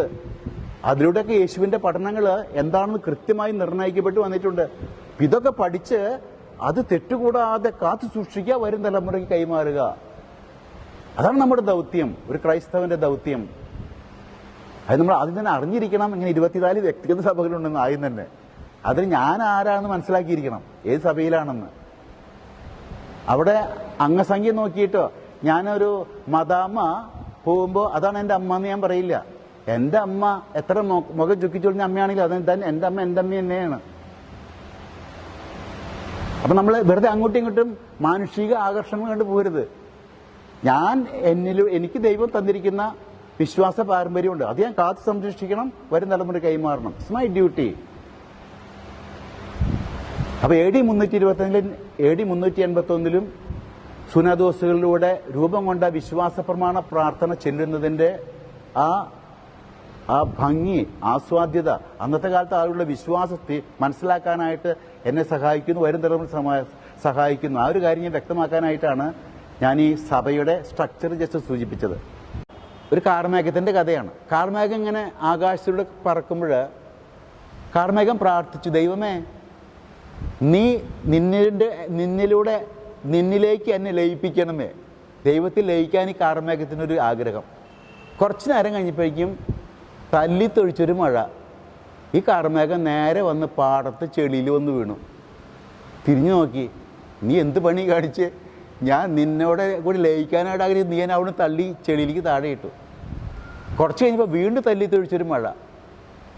ഈ ചെളിയിൽ നിന്ന് ഈ വെള്ളത്തുള്ളി മഴത്തുള്ളിയായി മാറിയ തുള്ളി ഒഴുകി ഒരു കിണറ്റിൽ വന്ന് വീണു. പാടം കുറച്ചുകൂടി വിശാലമായിരുന്നു. അവിടെ നീ എന്നെ കൊണ്ട് ഈ വട്ടത്തിൽ ഉള്ള കിണറിൻ്റെ ഉള്ളിലാക്കി. പിറ്റേ ദിവസം പള്ളിയിലെ ദേവാലയ ശുശ്രൂഷി കപ്പ്യാർ വന്ന് വെള്ളം കോരാനായിട്ട് ബക്കറ്റിൽ വെള്ളം എടുത്തപ്പോൾ ഈ വെള്ളത്തുള്ളി ആ ബക്കറ്റിൻ്റെ ഉള്ളിലേക്ക് വീണു. ഒന്നും കൂടി ചുരുക്കി. കിണറിൻ്റെ വട്ടം ഉണ്ടായിരുന്നു, അപ്പോൾ എന്നെ ഒന്നും കൂടി ചുരുക്കി. അത് കഴിഞ്ഞ് വെള്ളം കോരിയെടുത്ത് കപ്പ്യാർ ഇങ്ങനത്തെ ഒരു പാത്രത്തിൽ കുപ്പിയിലേക്ക് ഇതൊഴിച്ചപ്പോൾ വെള്ളത്തുള്ളി ഈ കുപ്പിയുടെ ഉള്ളിലേക്ക് വീണു, ഈ കുഞ്ഞു കുപ്പിയുടെ ഉള്ളിൽ. അപ്പോൾ വെള്ളത്തുള്ളി വീണ്ടും വിചാരിച്ചു, നീ ദൈവമേ നീ എന്നെ എന്ത് പണി കാണിച്ച്? നിന്നോട് ലയിക്കാൻ പ്രാർത്ഥിച്ച നീ എന്നെ കാർമേഘമായി നിൻ്റെ അടുത്തെത്തിയ എന്നെ നീ പാടത്ത് ചെളിയിലേക്ക് തട്ടിയിട്ടു. അവിടെ നീ എന്നെ ഉരുട്ടി കിണറ്റി കൊണ്ട് ചാടിച്ചു. അവിടെ നീ എന്നെ ഒരു ബക്കറ്റിൻ്റെ ഉള്ളിലാക്കി. പിന്നെ നീ എന്നെ കുഞ്ഞു കുപ്പിയിലേക്ക് ആക്കി. നീ ഇത്രയും കടും പ്രവർത്തിച്ചില്ല. അങ്ങനെ കുർബാനയ്ക്ക് കപ്പ്യാർ ഇത് കൊണ്ടുവച്ച് അച്ഛനിങ്ങനെ 2 തുള്ളി വെള്ളം എടുത്തതിലേക്ക് ഒഴിച്ചപ്പോൾ ആ വെള്ളത്തുള്ളി ഇതിൽ പെട്ടു. കുർബാനയിൽ കുദാശവൻ ചൊല്ലിക്കഴിഞ്ഞ് റൂഹാക്ഷണ പ്രാർത്ഥന കഴിഞ്ഞപ്പോൾ ഈ വെള്ളത്തുള്ളി വീഞ്ഞിനോട് ചേർന്ന് ഇതാ കർത്താവിൻ്റെ തിരുരക്തമായി മാറി. നമുക്കറിയത്തില്ല ദൈവം നമ്മൾ നയിക്കുന്ന വഴികളെന്ന് ഒരാൾ പറഞ്ഞാൽ ഓർക്കുകയാണ്. നമ്മളിരിക്കുന്നത് എന്നെ എങ്ങനെ കാണിക്കുന്നത്? പക്ഷെ തമ്പുരാൻ്റെ വഴി കൊണ്ടുവന്ന് അവസാനം ഇതാ കർത്താവിൻ്റെ രക്തമാക്കി മാറ്റി, തന്നോട് ലയിപ്പിച്ചു. ആ പ്രാർത്ഥന കേട്ടു എന്ന് പറഞ്ഞുകൊണ്ടൊരു സംഭവം ഞാൻ ഒരു കഥ പറഞ്ഞ് കേട്ടിട്ടുണ്ട്. വളരെ അർത്ഥവത്തായിട്ട് എനിക്ക് തോന്നി. നമ്മുടെ ജീവിതത്തിലേക്ക് പുറകോട്ട് തിരിഞ്ഞ് ചിന്തിക്കുമ്പോൾ കാണാൻ സാധിക്കും അത്. ഞാൻ പള്ളികളിൽ ചെന്ന് ചോദിക്കാറുണ്ട്, നിങ്ങൾ വീടുകളിൽ ബൈബിൾ വായിക്കാറുണ്ടോ? ഞാൻ കഴിഞ്ഞ ദിവസം ഒരു പള്ളി ചെന്നപ്പോൾ ഒരു സ്ഥിരമായിട്ട് ബൈബിൾ വായിക്കുന്ന, ഡെയിലി ഒരു അധ്യായം ബൈബിൾ വായിക്കുന്ന ഒരു കൈ ഉയർത്താൻ പറഞ്ഞപ്പോൾ ഒരു യൂത്ത് കൈ ഉയർത്തി. ഞാൻ അത്ഭുതപ്പെടുത്തിയ ഒരു ചെറുപ്പക്കാരനാണ്, അത് പെൺകുട്ടിയല്ല, ചെറുപ്പക്കാരൻ. ഞാൻ ചോദിച്ചു, അവനെ വിളിച്ചിടാ നീ പറഞ്ഞ് സത്യമാണോ? അതെ പിതാവേ, ഞാൻ എല്ലാ ദിവസവും രാവിലെ എഴുന്നേറ്റാൽ ഒരധ്യായം ബൈബിൾ വായിക്കാത്ത ദിവസമില്ല. ഞാൻ നിനക്ക് എങ്ങനെ ഈ പ്രചോദനം കിട്ടിയത്? അവരെന്നോട് പറഞ്ഞു, അവൻ്റെ അമ്മ കൊച്ചിലെ പറയാറുണ്ട്, മനുഷ്യൻ അപ്പം കൊണ്ട് മാത്രമല്ല ദൈവത്തിൻ്റെ വായിൽ നിന്ന് വരുന്ന ഒരു വചനം. അതെൻ്റെ മനസ്സിൽ തറച്ചു. ആ അമ്മ പറഞ്ഞു കൊടുത്ത കാര്യം കൊച്ചിൻ്റെ മനസ്സിൽ തറച്ചു. അപ്പോൾ അന്ന് മുതൽ ഇവൻ ബൈബിൾ വായിച്ചപ്പോൾ പല്ല് തേച്ച് മുഖം കഴുകി കഴിഞ്ഞാൽ അത് ജീവിതത്തിൻ്റെ ഒരു ഭാഗമായി മാറി ഒരധ്യായം ബൈബിൾ വായിക്കുന്ന രീതി. ആ കൊച്ചു പറഞ്ഞപ്പോൾ എനിക്ക് തന്നെ അത്ഭുതമായി. ഞാനൊരു മെത്രാനായിട്ട് കൂടി കൃത്യമായിട്ടാണ് ചെയ്യുന്നുണ്ടെന്ന് വെച്ചാൽ സത്യം പറയുകയാണെങ്കിൽ എനിക്ക് ചെയ്യാൻ പറ്റുന്നില്ല. ഒരു ചെറുപ്പക്കാരൻ യൂത്ത് അങ്ങനെ സാക്ഷ്യപ്പെടുത്തിയിട്ട് പള്ളിയിൽ സുവിശേഷ വായനയ്ക്കായിട്ട് അച്ഛൻ ഇങ്ങനെ ബൈബിൾ ഇങ്ങനെ ഉയർത്തിപ്പിടിച്ചുകൊണ്ട് മുഖം മറിച്ചിങ്ങനെ വരുന്നുണ്ട് പ്രദർശനമായിട്ട്. മുഖം മറിച്ചുകൊണ്ട് വരുന്നതിൻ്റെ സൂചന ഇതാണ്, മദ്ബഹയിൽ നിന്നാണ് വരുന്നത്. ലോകത്തിലേക്ക് വചനവുമായിട്ട് ഇറങ്ങി വന്ന യേശുവിൻ്റെ ആ വരവിനെ സൂചിപ്പിക്കാനായിട്ടാണ് ഈ procession. Jesus coming to the world. സ്വർഗത്തെ സൂചിപ്പിക്കുന്ന മദ്ബഹയിൽ നിന്നും ഭൂമിയെ സൂചിപ്പിക്കുന്ന ഹൈക്കലായിലേക്കുള്ളൊരു വരവ് കണ്ടോ. വചനം ലോകത്തിലേക്ക് ഇറങ്ങി വരുന്നു. അതിനാണ് ഈ പ്രദർശനം. മർക്കോസിൻ്റെ സുവിശേഷം 16-ാം അധ്യായം 15-ാം തിരുവചനത്തിൽ ഉത്തിതനായ ഈശോ നമ്മോട് പറയുന്നൊരു കാര്യമുണ്ട്. നിങ്ങൾ ലോകമെങ്ങും പോയി സുവിശേഷം പ്രഘോഷിക്കുക. ആ സുവിശേഷം പ്രഘോഷിക്കണമെങ്കിൽ അതിന് സുവിശേഷം ഞാൻ കേൾക്കണം. അപ്പോൾ കർത്താവിൻ്റെ വചനം പഠിക്കണം, പഠിപ്പിക്കണം, പാലിക്കണം. 3 കാര്യങ്ങൾ മറക്കരുത്. പഠിക്കണം, കണ്ണുകൊണ്ട് വായിച്ച് കാതുകൊണ്ട് കേട്ട് പഠിക്കണം. ആ പഠിക്കലാണ് ഇവിടെ നടക്കുക വചന ശുശ്രൂഷയിൽ. പിന്നെ പഠിപ്പിക്കണം, എൻ്റെ അധരങ്ങൾ കൊണ്ട് പഠിപ്പിക്കണം. അതുപോലെ എൻ്റെ ജീവിത സാക്ഷ്യം വഴിയായിട്ട് ഞാൻ പഠിപ്പിക്കണം. ഈ വചനം കേൾക്കുന്നതിനെന്നറിയാവോ? ഇവിടെ കേട്ടിട്ട് പിന്നെ കാതടച്ച് പോകാനല്ല. കേട്ട വചനം സമൂഹത്തിലേക്ക് ചെന്ന് ആ വചനം ജീവിച്ചുകൊണ്ട് മറ്റുള്ളവർക്ക് തുറന്ന ബൈബിളായിട്ട് ഞാൻ തീരണം. ബൈബിൾ വായിക്കാതെ തന്നെ ആൾക്കാർക്ക് ബൈബിൾ വായിക്കാൻ അവസരം സൃഷ്ടിക്കാൻ വേണ്ടിയിട്ടാണ് ഈ വചനം കേൾക്കുന്നത്. ഞാനിത് കേട്ടിട്ട് പോയിട്ട് അത് റോൾ പ്ലേ നടത്തുകയാണ് എൻ്റെ ജീവിതത്തിൽ. അപ്പോൾ ആൾക്കാർ നോക്കുമ്പോൾ ഇതിങ്ങനെയാണ് ഈശോ പറഞ്ഞിരിക്കുന്നത് അല്ലേ? വചനം പഠിക്കണം, പഠിപ്പിക്കണം. അത് വാമൊഴിയായിട്ട് പഠിപ്പിക്കണം. പിന്നെ വചനം പാലിക്കണം. പാദങ്ങൾ കൊണ്ട് കർത്താവിൻ്റെ വചനത്തിൻ്റെ മാർഗത്തിലൂടെ നടന്ന് ഞാനത് പാലിക്കണം. പഠിക്കണം, പഠിപ്പിക്കണം, പാലിക്കണം. അതിനാണ് ഞാൻ ഈ വചന ശുശ്രൂഷയിൽ ഞാൻ ഒരുങ്ങുന്നത്. അതൊരു ദാനമാണ്.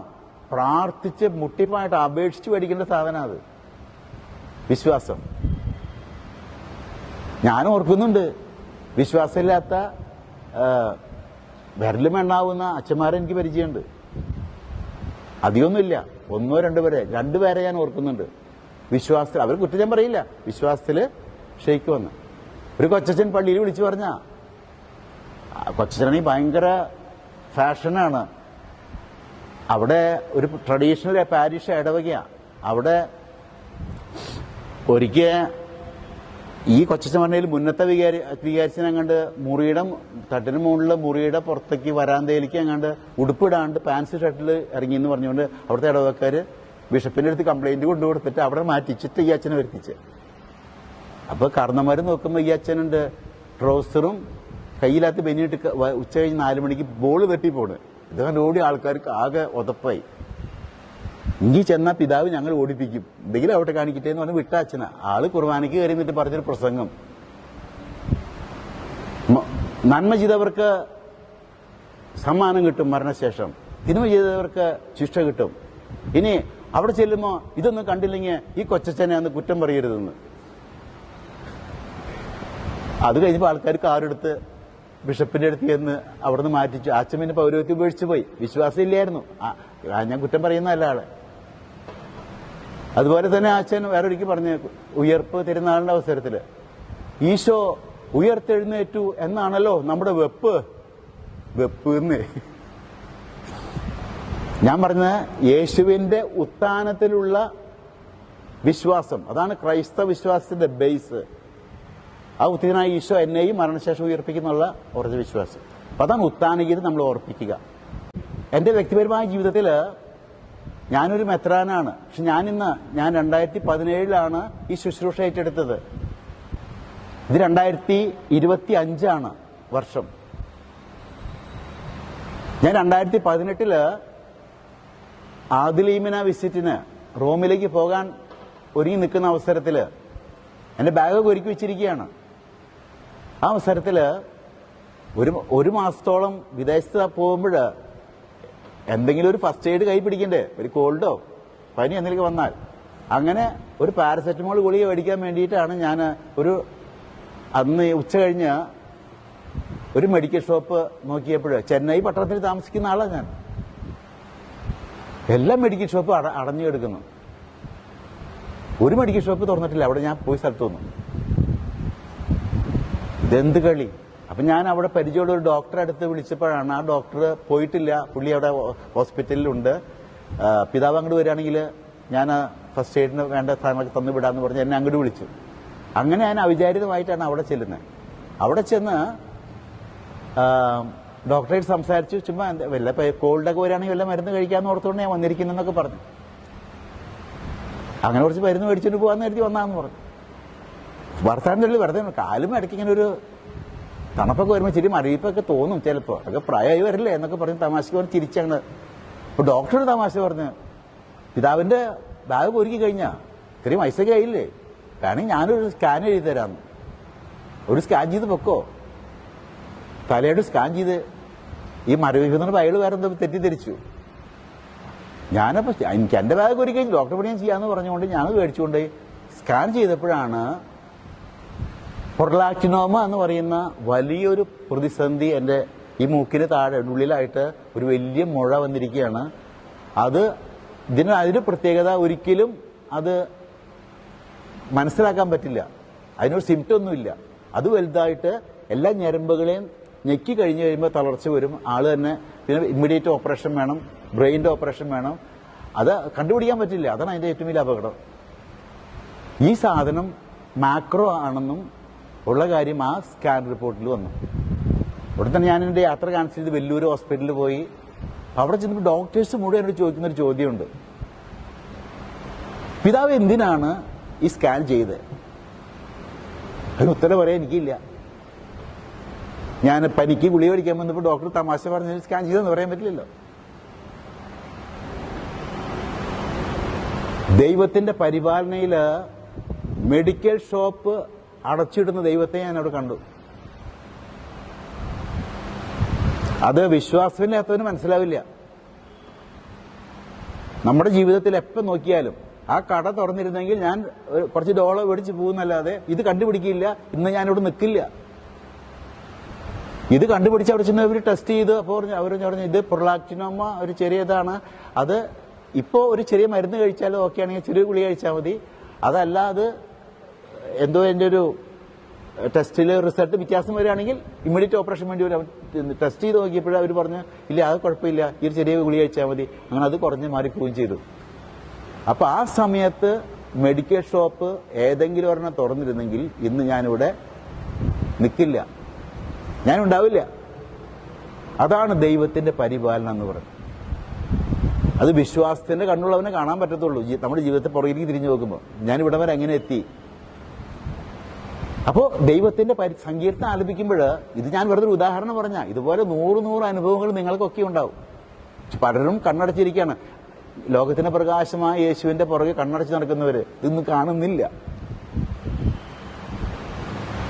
എന്റെ ജീവിതത്തിൽ ദൈവം നൽകിക്കൊണ്ടിരിക്കുന്ന ഓരോ നിമിഷം നൽകിക്കൊണ്ടിരിക്കുന്ന ആ പരിപാലനയെ ഓർത്ത് നന്ദി പറയാനുള്ള സമയമാണ് സങ്കീർത്തനം ആലപിക്കുമ്പോൾ. ഞാൻ മെഡിക്കൽ ഷോപ്പ് അടച്ച ദൈവത്തെ കാണുന്നു. വേറൊരാള് അത് പിതാവിന്റെ വെറുതെ അന്ധവിശ്വാസം എന്ന് പറയും. പറഞ്ഞോട്ടെ, എനിക്ക് എന്നെ ബാധിക്കുന്നില്ല, എന്റെ ബോധ്യമാണത്. അപ്പോൾ ദൈവത്തിന്റെ പരിപാലനം ഓർത്ത് നന്ദി പറയുന്ന സമയമാണ് സങ്കീർത്തനങ്ങൾ ആലപിക്കുമ്പോൾ. എനിക്കൊരു ഉറച്ച ബോധ്യമുണ്ട്, 61 മിനിറ്റ് സമയം പള്ളിയിൽ, അല്ലെങ്കിൽ നിങ്ങൾ പള്ളിയിൽ പള്ളിയില്ലാത്ത വീട്ടുകാർക്ക് എല്ലാവർക്കും പള്ളിയിലൊന്നും ഇരിക്കാൻ പറ്റത്തില്ല. 61 മിനിറ്റ് സമയമെങ്കിലും ദൈവസന്നിധിയിൽ ഒരു ദിവസം പ്രാർത്ഥനയിലായിരിക്കുന്നവന്റെ എല്ലാ കാര്യങ്ങളും കർത്താവ് കാര്യമായിട്ട് നടത്തിക്കോളും. എന്തിയാ പിതാവിനെ 61 മിനിറ്റ് ഇത്ര പിടുത്തം?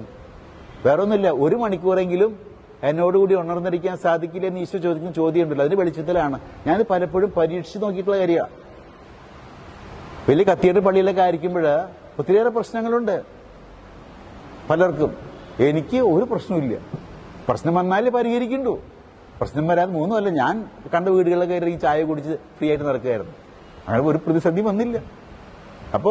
പക്ഷെ 1 മണിക്കൂറെങ്കിലും പള്ളിയിൽ ഇരിക്കാൻ ഞാൻ ശ്രമിക്കാറുണ്ടായിരുന്നു.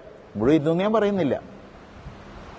61 മിനിറ്റെങ്കിലും കർത്തൃ സന്നിധിയിൽ കുത്തിയിരിക്കാൻ തയ്യാറായാൽ ബാക്കി 23 മണിക്കൂറും വല്ലവരും പണിയുന്നുണ്ടെങ്കിൽ ഇത്രയും എളുപ്പമുള്ള വേറെ പണിയുണ്ടോ? ചുമ്മാ കുത്തിരിക്കാനായിട്ട്. അപ്പൊ ദൈവത്തിന്റെ പരിപാലന അത് ഞാൻ കൃത്യമായിട്ട് പല അനുഭവങ്ങളും ഉണ്ട്. ഞാൻ പലയിടത്തും ഷെയർ ചെയ്തിട്ടുണ്ട്. ഞാനൊരു പള്ളിയിൽ നിന്നിരുന്ന ഈ കൃത്യമായിട്ട് 1 മണിക്കൂർ സമയം കഴിഞ്ഞ സമയത്ത് ഒരാൾ സഹായിക്കാൻ ഒരു 10,000 രൂപ കൊടുക്കാൻ ഞാൻ പറഞ്ഞു. ഞാൻ പേഴ്സ് എടുക്കാൻ മറന്നുപോയി. ഞാൻ ഒരു 10-60 കിലോമീറ്റർ ദൂരമുള്ള പള്ളി ചെന്നിട്ടാണ്. കൃത്യം ഈ 60 മിനിറ്റ് കഴിഞ്ഞപ്പോൾ അവിടെ ജനലിലേക്ക് വന്ന് ഒരു ചേട്ടൻ വന്ന് മുട്ടുകയാണ്. പരിചയമില്ലാത്തൊരു ചേട്ടൻ. ആളുടെ പെങ്ങള് എവിടെ ആഫ്രിക്കയിൽ നിന്ന് എവിടെ നിന്ന് വന്നിട്ടുണ്ട്, അവരുടെ വീട്ടില് ബിഷപ്പ് കൂടി ഇന്ന് കേട്ടപ്പോൾ ഇന്ന് കാണാൻ വേണ്ടി വന്നാന്ന് പറഞ്ഞു. ഞാൻ ഇപ്പോൾ കണ്ടു പ്രാർത്ഥിച്ചു. അപ്പോൾ സിസ്റ്റർ എനിക്ക് ഒരു 10,000 രൂപ എടുത്തെൻ്റെ കയ്യിലേക്ക് തന്നു, ഒരു ഗിഫ്റ്റ്. അപ്പം ഞാൻ ആലോചിക്കുകയാണ്, ഈ 10,000 രൂപ ഒരു പാവപ്പെട്ട ആൾ കൊടുക്കാമെന്ന് ഞാൻ പറഞ്ഞു. ഞാൻ പേഴ്സ് എടുക്കാൻ മറന്നു. അപ്പം ഞാൻ പെട്ടുകിടക്കുന്ന സമയത്ത് കണ്ടോ, ഒരു പരിചയമില്ലാത്ത ആ സ്ഥലത്ത് ഇല്ലാത്ത ഒരാൾ കൊണ്ടുവന്ന് ഒരു 10,000 രൂപ തരീശ്. ഞാൻ അപ്പം തന്നെ വികാരിച്ചിൻ്റെ കൂടുതൽ കൊടുക്കാൻ പറഞ്ഞു. ആ പള്ളിയിൽ കപ്പിയായിരിക്കാണ് ഒരവസ്ഥ. ഞാൻ ചിന്തിക്കുകയാണ്, ദൈവം നമ്മളെ കൈപിടിച്ച് നടത്തുന്നത് നമ്മൾ പലപ്പോഴും കാണുന്നില്ല. ഇതൊക്കെ ഒരു വിശ്വാസമില്ലാത്ത ആൾക്ക് വേണമെങ്കിൽ പറയാം, അതെന്താ അഥവാ കോയിൻസിഡൻസ് ആണ്, കോയിൻസിഡൻസ് ആണെന്ന് വേണമെങ്കിൽ പറയുന്നതിനെ. പക്ഷെ ഇങ്ങനെ നോക്കി കാണാം, എന്നെ പരിപാലിക്കുന്ന ദൈവം. കുർബാനയ്ക്ക് നേരം വൈകി വരുന്നവര്, എൻ്റെ അവിടെ ഒരു ചേച്ചിയെ, അവിടുത്തെ ഒരു ഇടവകയിൽ ചേച്ചീനെ യൂത്ത് വിളിക്കുക, ഉത്താനഗീതം, സർവാധിപനം കർത്താവ് എന്ന് വിളിക്കുക. കാരണം പള്ളിയുടെ തൊട്ടടുത്ത വീട്. എന്നും ആ സർവാധിപനം കർത്താവ് എന്നാൽ പാട്ട് കേൾക്കുമ്പോഴാണ് പള്ളിയുടെ ടോപ്പ് തുറന്ന് നടന്നു വരിക. അപ്പോൾ ആ വരവ് കണ്ടിട്ട് യൂത്ത് പറയും, ദേ സർവാധിപനം കർത്താവ് വരുന്നുണ്ട്. റെഗുലർലി ഇറഗുലർ എന്ന് പറയില്ലേ.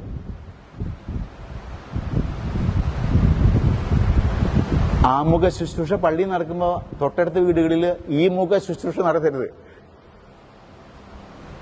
എന്തോടെ സമയം തമ്പുരാൻ തരുന്ന 24 മണിക്കൂർ ഒരു ദിവസം. ഈ ഒരു 5 മിനിറ്റ് അതുമ പിടിച്ചിട്ടാണ് മുഴുവൻ പിടിവലി. ഒരു 5 മിനിറ്റ് നേരത്തെ വന്ന് പള്ളിയിൽ നിന്ന് ഒരുങ്ങി പ്രാർത്ഥിച്ചൊരുങ്ങണം. ആമുഖ ശുശ്രൂഷ മുഴുവനായിട്ടും പങ്കുചേരണമെന്ന് പ്രത്യേകം പിതാവ് അഭ്യർത്ഥിക്കുന്ന എല്ലാവരോടും ദൈവം അനുഗ്രഹിക്കട്ടെ. വിശുദ്ധ കുർബാന എന്ന് പറയുമ്പോൾ അത് ഈശോയുടെ ജനനം, പരസ്യജീവിതം, പീഡാസഹനം, മരണം, ഉത്ഥാനം, ഇത് അടയാളങ്ങളിലൂടെ അനുഷ്ഠിക്കപ്പെടുന്നതാണ് വിശുദ്ധ കുർബാന. അന്ന് നടന്ന കാര്യങ്ങൾ വെറുതെ ഓർക്കുക മാത്രമല്ല ചെയ്യുന്നത്, ഒരു ഓർമ്മ പുതുക്കലല്ല, ആക്ച്വലി ടേക്കിംഗ് പ്ലേസ് ആണ്. അനുഷ്ഠാനം എന്ന് പറഞ്ഞാൽ അനുഷ്ഠിക്കപ്പെടുന്നു. അതെങ്ങനെയാണ് അത് പറഞ്ഞു പിടിപ്പിക്കാന്ന് എനിക്കറിയത്തില്ല. അന്ന് കുരിശുമരണം സംഭവിച്ചെങ്കിൽ ഇവിടെ ഈശോ കുരിശിൽ മരിക്കുന്നു. നമുക്ക് മാനുഷികമായി ചിന്തിച്ചാൽ മനസ്സിലാക്കാൻ പറ്റത്തില്ല. അന്ന് ഈശോ ഉത്ഥാനം ചെയ്തെങ്കിൽ ഈശോ ഇന്നിവിടെ ഉത്ഥാനം ചെയ്യുന്നു. അത് മാനുഷികമായിട്ട് അതിനെ അവതരിപ്പിക്കാന്ന് എനിക്കറിയത്തില്ല. നമ്മൾ ചോദിക്കുക, അപ്പൊ അത് അന്നല്ലേ? 2000 വർഷങ്ങൾ പിന്നിട്ടില്ലേ? ഈ ദൈവത്തിന്റെ ആംഗിളിൽ വരുന്ന വ്യത്യാസമുണ്ട്. ഞാനൊരു മനുഷ്യനാണ്, എനിക്ക് ടൈം ആൻഡ് സ്പേസ് ഉണ്ട്. ദൈവത്തെ, God is beyond time and space. ഞാൻ എൻ്റെ മാനുഷിക ആംഗിളിൽ നിന്ന് ചിന്തിക്കുമ്പോൾ 2000 വർഷം മുമ്പാണ് ഈശോ കുർബാന സ്ഥാപിച്ചു, വ്യാഴാഴ്ച, വെള്ളിയാഴ്ച മരിച്ചു, ഞായറാഴ്ച ഉത്ഥാനം ചെയ്തു. അങ്ങനെ പല ദിവസങ്ങളിൽ ആദ്യം കുർബാന സ്ഥാപിക്കുന്നു അന്ത്യത്താഴവേളയിൽ, പിന്നെ ഈശോയുടെ പീഡാനുഭവവും മരണവും അടുത്തത്, പിന്നെ ഈശോയുടെ ഉത്ഥാനം 3-ാം നാൾ. ഇതാണ് ക്രോണോളജിക്കൽ ഓർഡർ. ടൈം ആൻഡ് സ്പേസുള്ള ഞാൻ ചിന്തിക്കുമ്പോഴാണ് അങ്ങനെ. സമയത്തിനും സ്ഥലത്തിനും അതീതനായ ദൈവത്തിന്റെ ആംഗിളിൽ ചിന്തിക്കുമ്പോൾ ഇതെല്ലാം ഒരു നിമിഷമാണ്. ഇനി 2000 വർഷത്തെ ഗ്യാപ്പും ഇല്ല.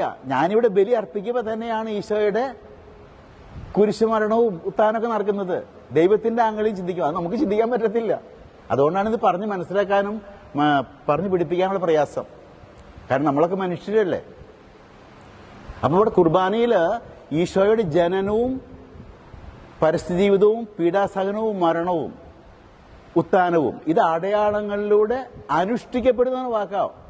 അനുഷ്ഠിക്കപ്പെടുന്നു എന്ന് പറഞ്ഞാൽ ഞാൻ ആക്ച്വലി ടേക്കിംഗ് പ്ലേസ് തന്നെ പറയാം. ക്രിസ്തു സ്ഥാപിച്ച കുർബാനയിൽ കേന്ദ്രീകൃതമായി കൗദാശിക ജീവിതം നയിക്കുന്ന സന്തോഷമുള്ള ഒരു വ്യക്തിയാണ് ഒരു ക്രൈസ്തവൻ. So we should be happy. To be happy, we have to be humble, affectionate, pure, prayerful and yielding to the will of God. ദൈവം നമ്മെ സമൃദ്ധമായി അനുഗ്രഹിക്കട്ടെ. മാതാവിന് എപ്പോഴാണെന്ന് പറയാൻ തോന്നിയെന്നറിയാവോ? മാലാഖ ഒരു രഹസ്യം പറഞ്ഞു കൊടുത്തു. ദൈവത്തിന് അസാധ്യമായതൊന്നുമില്ല മോളെ. ഈ ഒരു തിരിച്ചറിവ് എനിക്ക് നിങ്ങൾക്കുണ്ടാകണം. ദൈവത്തിന് അസാധ്യമായതൊന്നുമില്ല. അപ്പോൾ എനിക്ക് നിങ്ങൾക്ക് പറയാൻ സാധിക്കും, ഇതാ കർത്താവിൻ്റെ ദാസി, അല്ലെങ്കിൽ ഇതാ കർത്താവിൻ്റെ ദാസൻ. അതിനോട് ഞാൻ ഒന്നുകൂടി കൂട്ടിച്ചേർക്കും, ദൈവത്തെ കൂടാതെ എനിക്ക് സാധ്യമായതൊന്നുമില്ല എന്നുള്ള തിരിച്ചറിവ് കൂടി ഉണ്ടാവണമെന്ന്. അപ്പോൾ ദൈവത്തിൻ്റെ മനസ്സിന് കീഴ്വഴങ്ങത്തുള്ളൂ. സാധിക്കുമെങ്കിൽ ഒരു ദിവസം 61 മിനിറ്റെങ്കിലും ദൈവസന്നിധിയിലായിരിക്കുക. നിങ്ങളതിൻ്റെ റിസൾട്ട് കൃത്യമായിട്ട് അറിയും.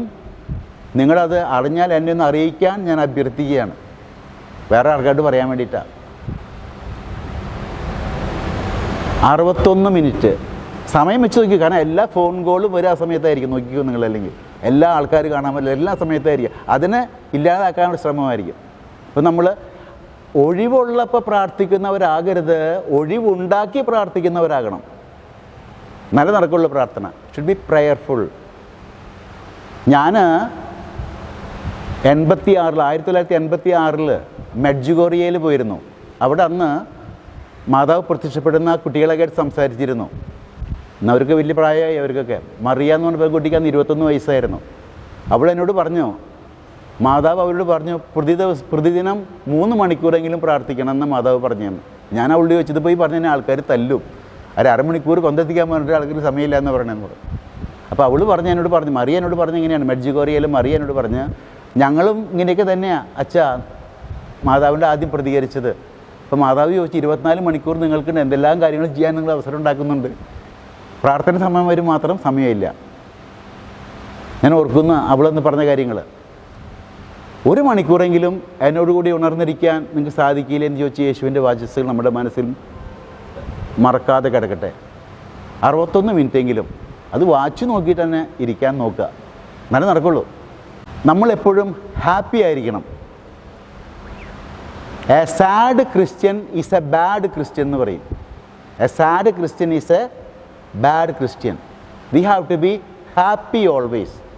ഹാപ്പി ആവണമെങ്കിൽ ഞാൻ ഒരു ടിപ്പ് പറഞ്ഞു കൊടുക്കാറുണ്ട് കുട്ടികൾക്ക്. HAPPY അതാണ് happy. we have to be humble. സന്തോഷം വേണമെങ്കിൽ we have to be humble. തലക്കനുണ്ടെങ്കിൽ അപ്പോൾ സന്തോഷം പോവും. നമ്മൾ വെറുതെ വിചാരിക്കും ഇങ്ങനെ നടന്നു കഴിഞ്ഞാൽ സന്തോഷം കിട്ടില്ല. If you are humble, we will be happy. അടുത്തത് we should have affection. LIC policy ഉള്ളവരായിരിക്കണം. ലവ്, ഇൻറ്റിമസി ആൻഡ് കെയർ നമുക്കുണ്ടാകണം. ഇങ്ങനെ ദേഷ്യം പിടിച്ച് നടക്കുന്നവരാകരുത്. We should have affection. യേശുവിനെ നോക്കിയാൽ മതി നിങ്ങൾ. So we should be humble, we should have affection. Affectionate ആയിരിക്കണം. പിന്നെ അടുത്തത്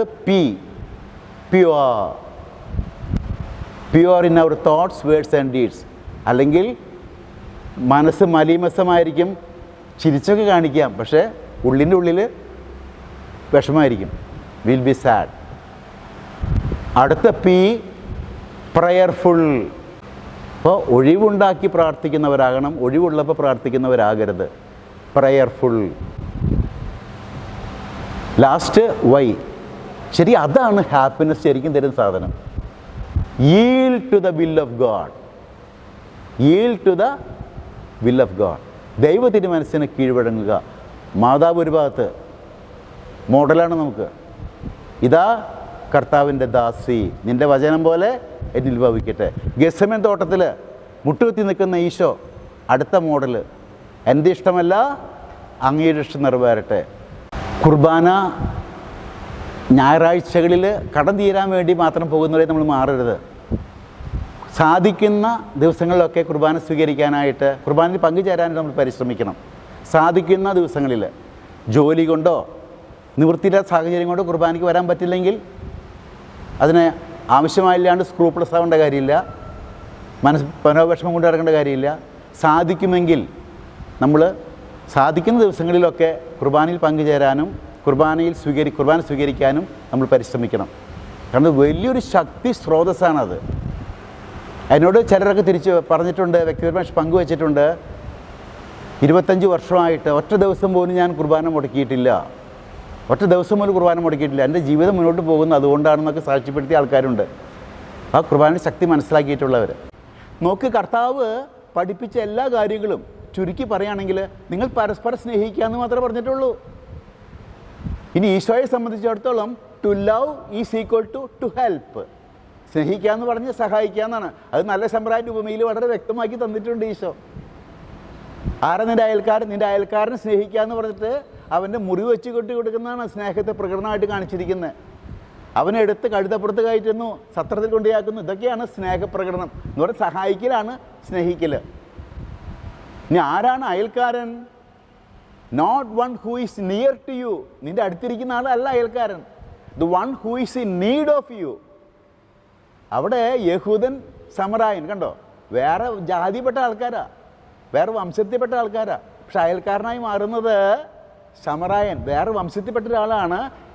അവസാനമായി കിടക്കുന്ന യഹൂദൻ്റെ അയൽക്കാരനായി മാറുന്നത്. നിന്നെപ്പോലെ നിൻ്റെ അയൽക്കാരനെ സ്നേഹിക്കുക എന്ന് പറഞ്ഞ് നിന്നെപ്പോലെ നിൻ്റെ അയൽക്കാരനെ സഹായിക്കുക. കണ്ണ് തുറപ്പിക്കുന്ന കുദാശയാണ് കുർബാന. കർത്താവിൻ്റെ ശരീരം ഭക്ഷിക്കുമ്പോൾ എൻ്റെ കണ്ണ് തുറക്കണം. പക്ഷേ ഇന്ന് കണ്ണ് മുഴുവൻ തുറക്കുന്നുണ്ടോ എന്ന് എനിക്കൊരു സംശയമുണ്ട്. ഞാൻ ഇന്നലെ ട്രെയിനിൽ യാത്ര ചെയ്ത് വരുമ്പോൾ കുരുടനായൊരു വ്യക്തി ഒരു പാട്ടയിൽ ചില്ലറ പൈസ ഇട്ടിങ്ങനെ കിലുക്കിക്കൊണ്ട് ആളുകളുടെ ഇടയിലൂടെ പോകുന്നുണ്ട്. അയാൾക്ക് കണ്ണ് കണ്ടുകൂടാ, കുരുടനാ. ഞാൻ ആലോചിക്കുകയായിരുന്നു, ട്രെയിനിലിരിക്കുന്ന ഭൂരിഭാഗം പേരും അയാളെ കണ്ട രീതിയിലല്ല ഇരിക്കുന്നത്. കണ്ണുണ്ടായിട്ടും കാണുന്നില്ല. കണ്ണില്ലാത്തവൻ കിലുക്കുന്നുണ്ട്, കാതുണ്ടായിട്ടും കേൾക്കുന്നില്ല. തിരുവചനം പറയുന്നില്ലേ, കണ്ണുണ്ടായിട്ടും കാണുന്നില്ല, കാതുണ്ടായിട്ടും കേൾക്കുന്നില്ല. ഈശോ പറയുന്നു, ഈ എളിയവരിൽ ഒരുവന് ചെയ്തപ്പോൾ എനിക്ക് തന്നെയാണ് ചെയ്തതെന്ന്. ഈ എളിയവനിൽ യേശുവിനെ കാണാൻ എനിക്ക് സാധിക്കുമ്പോഴാണ് ഞാനൊരു ക്രൈസ്തവനായി മാറുന്നത്. അവനെ സഹായിക്കാൻ ഞാൻ തയ്യാറാകുമ്പോഴാണ് ഞാനൊരു ക്രൈസ്തവ ജീവിതം നയിക്കുന്ന വ്യക്തിയായി തീരുന്നത്. കുർബാന എന്ന് പറഞ്ഞാൽ അത് വെറുതെ ഒരു ആചാരാനുഷ്ഠാനമല്ല, അത് ജീവിതവുമായി ബന്ധപ്പെട്ടിരിക്കുന്ന ഒരു കാര്യമാണ്. സാധാരണ കൊച്ചു കുട്ടികൾക്ക് അമ്മമാർ ഭക്ഷണമൊക്കെ കൊടുത്ത് പറഞ്ഞയക്കില്ലേ സ്കൂളിലേക്ക്, അതുപോലെ ഈശോ പള്ളിയിലേക്ക് വിളിച്ചു വരുത്തി തൻ്റെ ശരീരവും രക്തവുമാകുന്ന ടോണിക്കും മരുന്നും തന്ന് നമ്മളെ ശക്തിപ്പെടുത്തി കണ്ണ് തുറപ്പിച്ച് പറഞ്ഞയക്കുകയാണ് ഒരു ജോലിക്ക് വേണ്ടിയിട്ട്. എന്താണ് ജോലി എന്ന് നമുക്കറിയാം. നല്ല ശമ്രായൻ്റെ ഉപമയിൽ ഈശോ പറഞ്ഞു തന്നിട്ടുണ്ട്. ആ നല്ല ശമ്രായൻ എന്താ ചെയ്തേ? അവശനായി കിടക്കുന്ന വ്യക്തിയുടെ മുറിവുകൾ മരുന്ന് വെച്ച് കെട്ടിക്കൊടുത്തു. അവനെ എടുത്ത് കഴുതപ്പുറത്ത് കയറ്റി സത്രത്തിൽ കൊണ്ടുചെന്നാക്കി. വേണ്ട കാശ് അവന് ആ സത്രക്കാരന് കൊടുത്തു. തന്നെയല്ല, ഇനി വേണമെങ്കിൽ തിരിച്ചു വരുമ്പോൾ തരാമെന്നും പറഞ്ഞു. കണ്ടോ, ഇതാണ് ബലിജീവിതം. അതിനായിട്ട് എൻ്റെ മസിൽ ഉറപ്പിച്ച് വിടുന്ന കുദാശയാണ് കുർബാന എന്ന കുദാശ. കണ്ണ് തുറപ്പിക്കുന്ന മരുന്ന്, കണ്ണ് തുറപ്പിക്കുന്ന മരുന്ന്. എമ്മാവൂസിലേക്ക് പോയി ശിഷ്യന്മാർ, അവർ ഈശോ കൂടെ നടക്കുന്നുണ്ട്, ഉത്തിതനായ ഈശോ, പക്ഷെ തിരിച്ചറിയുന്നില്ല അതാരാന്ന്. അപ്പം ആശീർവദിച്ച് കൊടുത്ത് അത് ഭക്ഷിച്ചു കഴിഞ്ഞപ്പോഴാണ് അവരുടെ കണ്ണുകൾ തുറക്കപ്പെട്ടു. അവർ ഉത്തിയതിനെ തിരിച്ചറിഞ്ഞുവെന്ന് തിരുവചനം നമുക്ക് മനസ്സിലാക്കി തരുന്നുണ്ട്. അപ്പം അതുപോലെ കർത്താവിൻ്റെ ശരീരം ഭക്ഷിക്കുമ്പോൾ നമ്മുടെ കണ്ണ് തുറക്കണം. അതിലുള്ള മരുന്നത്. എങ്ങനെ കണ്ണ് തുറക്കുക? നമ്മൾ കുർബാന കഴിഞ്ഞ് തെരുവിലേക്ക് ഇറങ്ങുമ്പോൾ അവശനായ ഒരു വ്യക്തിയെ കാണുമ്പോൾ അവൻ്റെ മുഖത്ത് ഉത്തിതനായ യേശുവിനെ കാണാനായിട്ട് എൻ്റെ കണ്ണ് തുറപ്പിക്കുന്ന മരുന്നാണ് പരിശുദ്ധ കുർബാന. പരിശുദ്ധ കുർബാന എന്ന് പറഞ്ഞാൽ അതൊരു ടോണിക്കാണ്, അതൊരു മരുന്നാണ്. ഈ ഒരു ചിന്ത നന്നായിട്ട് നമ്മുടെ മനസ്സിൽ തറഞ്ഞിരിക്കണം. അതൊരു ടോണിക്കാണ്. കർത്താവ് തൻ്റെ ശരീരമാകുന്ന ടോണിക്ക് നമുക്ക് ഭക്ഷിക്കാനായിട്ട് തരികയാണ്. എന്തിനാണെന്നറിയാവോ? നമ്മുടെ മസിൽ ഉറപ്പിക്കാനായിട്ട് ഈശോ തൻ്റെ ശരീരമാകുന്ന ടോണിക്ക് കുർബാനയിൽ നമുക്ക് തരികയാണ്. എന്തിനാണ് മസിൽ ഉറപ്പിക്കുന്നത്? To help the poor, to strengthen our muscles, to help the poor. അതാണ് പരിശുദ്ധ കുർബാന. അപ്പം കുർബാന എന്ന് പറഞ്ഞാൽ ടോണിക്കാണ് എന്നുള്ള തിരിച്ചറിവ് നമുക്കുണ്ടാകണം. ഞാൻ പറഞ്ഞ രണ്ട് കാര്യങ്ങൾ പ്രത്യേകം ആത്മപരിശോധന ചെയ്തിട്ട് ബലി അർപ്പിക്കാവൂ. അല്ലെങ്കിൽ നിങ്ങൾ പൊക്കോ, ബലി അർപ്പിക്കാൻ വരണ്ട, കുർബാന പങ്കുചേരരുത്. നിങ്ങൾ മാത്രമല്ല, ഞാനും ബലി അർപ്പിക്കരുത്. കാരണം എന്തിനായി അപകടത്തിൽ ചെന്ന് ചാടുന്നത് അറിഞ്ഞുകൊണ്ട്? അപ്പം അതുകൊണ്ട് മനസ്സിൽ നിന്ന് വെറുപ്പും വൈരാഗ്യവും വെടിഞ്ഞ് സ്നേഹത്തിൻ്റെ അന്തരീക്ഷം കൊണ്ട് നിറഞ്ഞ് ഈഗോയെ കളഞ്ഞ് ഈശോയെ നിറച്ച് വേണം ബലിയർപ്പിക്കാൻ. ഈഗോ വേണ്ട, ഈശോ വേണം. വെറുപ്പും വിദ്വേഷവും വേണ്ട, സ്നേഹം കൊണ്ട് നിറയ്ക്കണം. സ്നേഹം എന്ന് പറഞ്ഞാൽ മറ്റുള്ളവരെ സഹായിക്കുന്ന മനോഭാവം. അങ്ങനെ അന്നാ പെസഹ തിരുനാൾ എന്നുള്ള പാട്ട് പാടുമ്പോൾ പ്രത്യേകം ഓർക്കണം, ഞാൻ അനുരഞ്ജിതനായിട്ടുണ്ടോ, ഞാൻ മറ്റുള്ളവരുടെ കാല് കഴുകുന്ന മനോഭാവത്തിലേക്ക് കടന്നു വന്നിട്ടുണ്ടോ?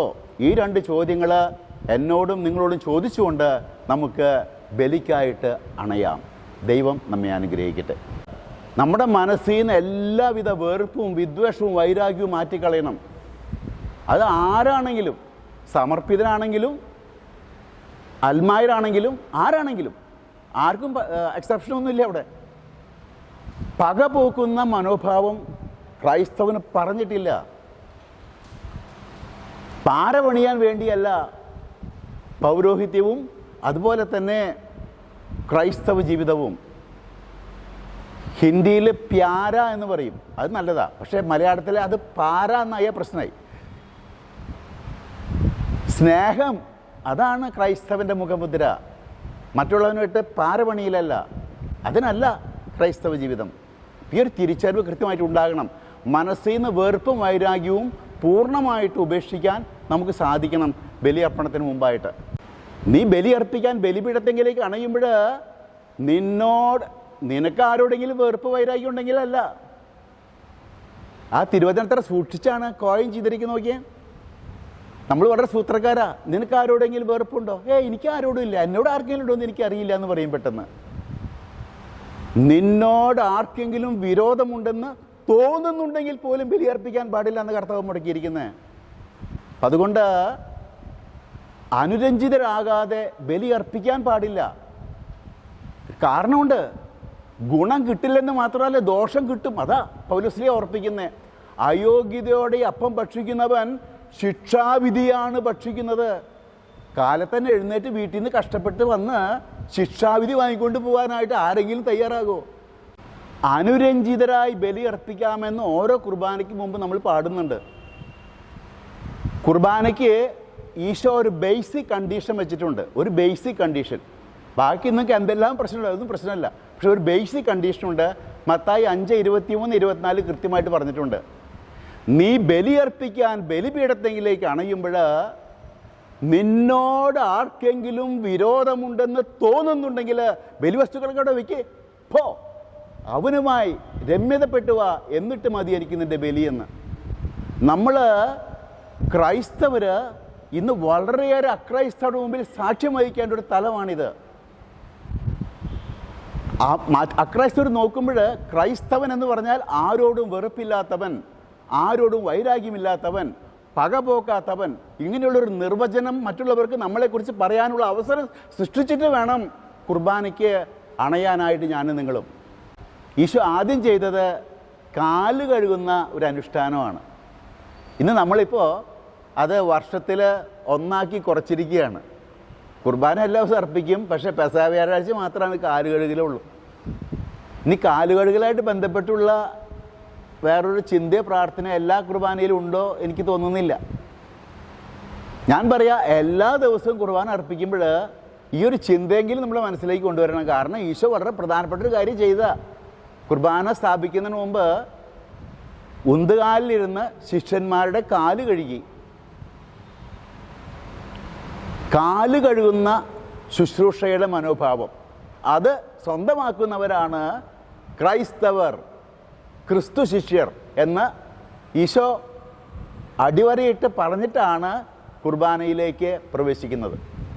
അതുകൊണ്ട് കാലുകഴുകൽ ശുശ്രൂഷ അത് നമ്മുടെ മനസ്സിൽ എപ്പോഴും കുർബാനയ്ക്ക് മുമ്പ് കൊണ്ടുവന്നിട്ട് വേണം ബലിയർപ്പിക്കാനെന്നാണ് ഞാൻ ചിന്തിക്കുക.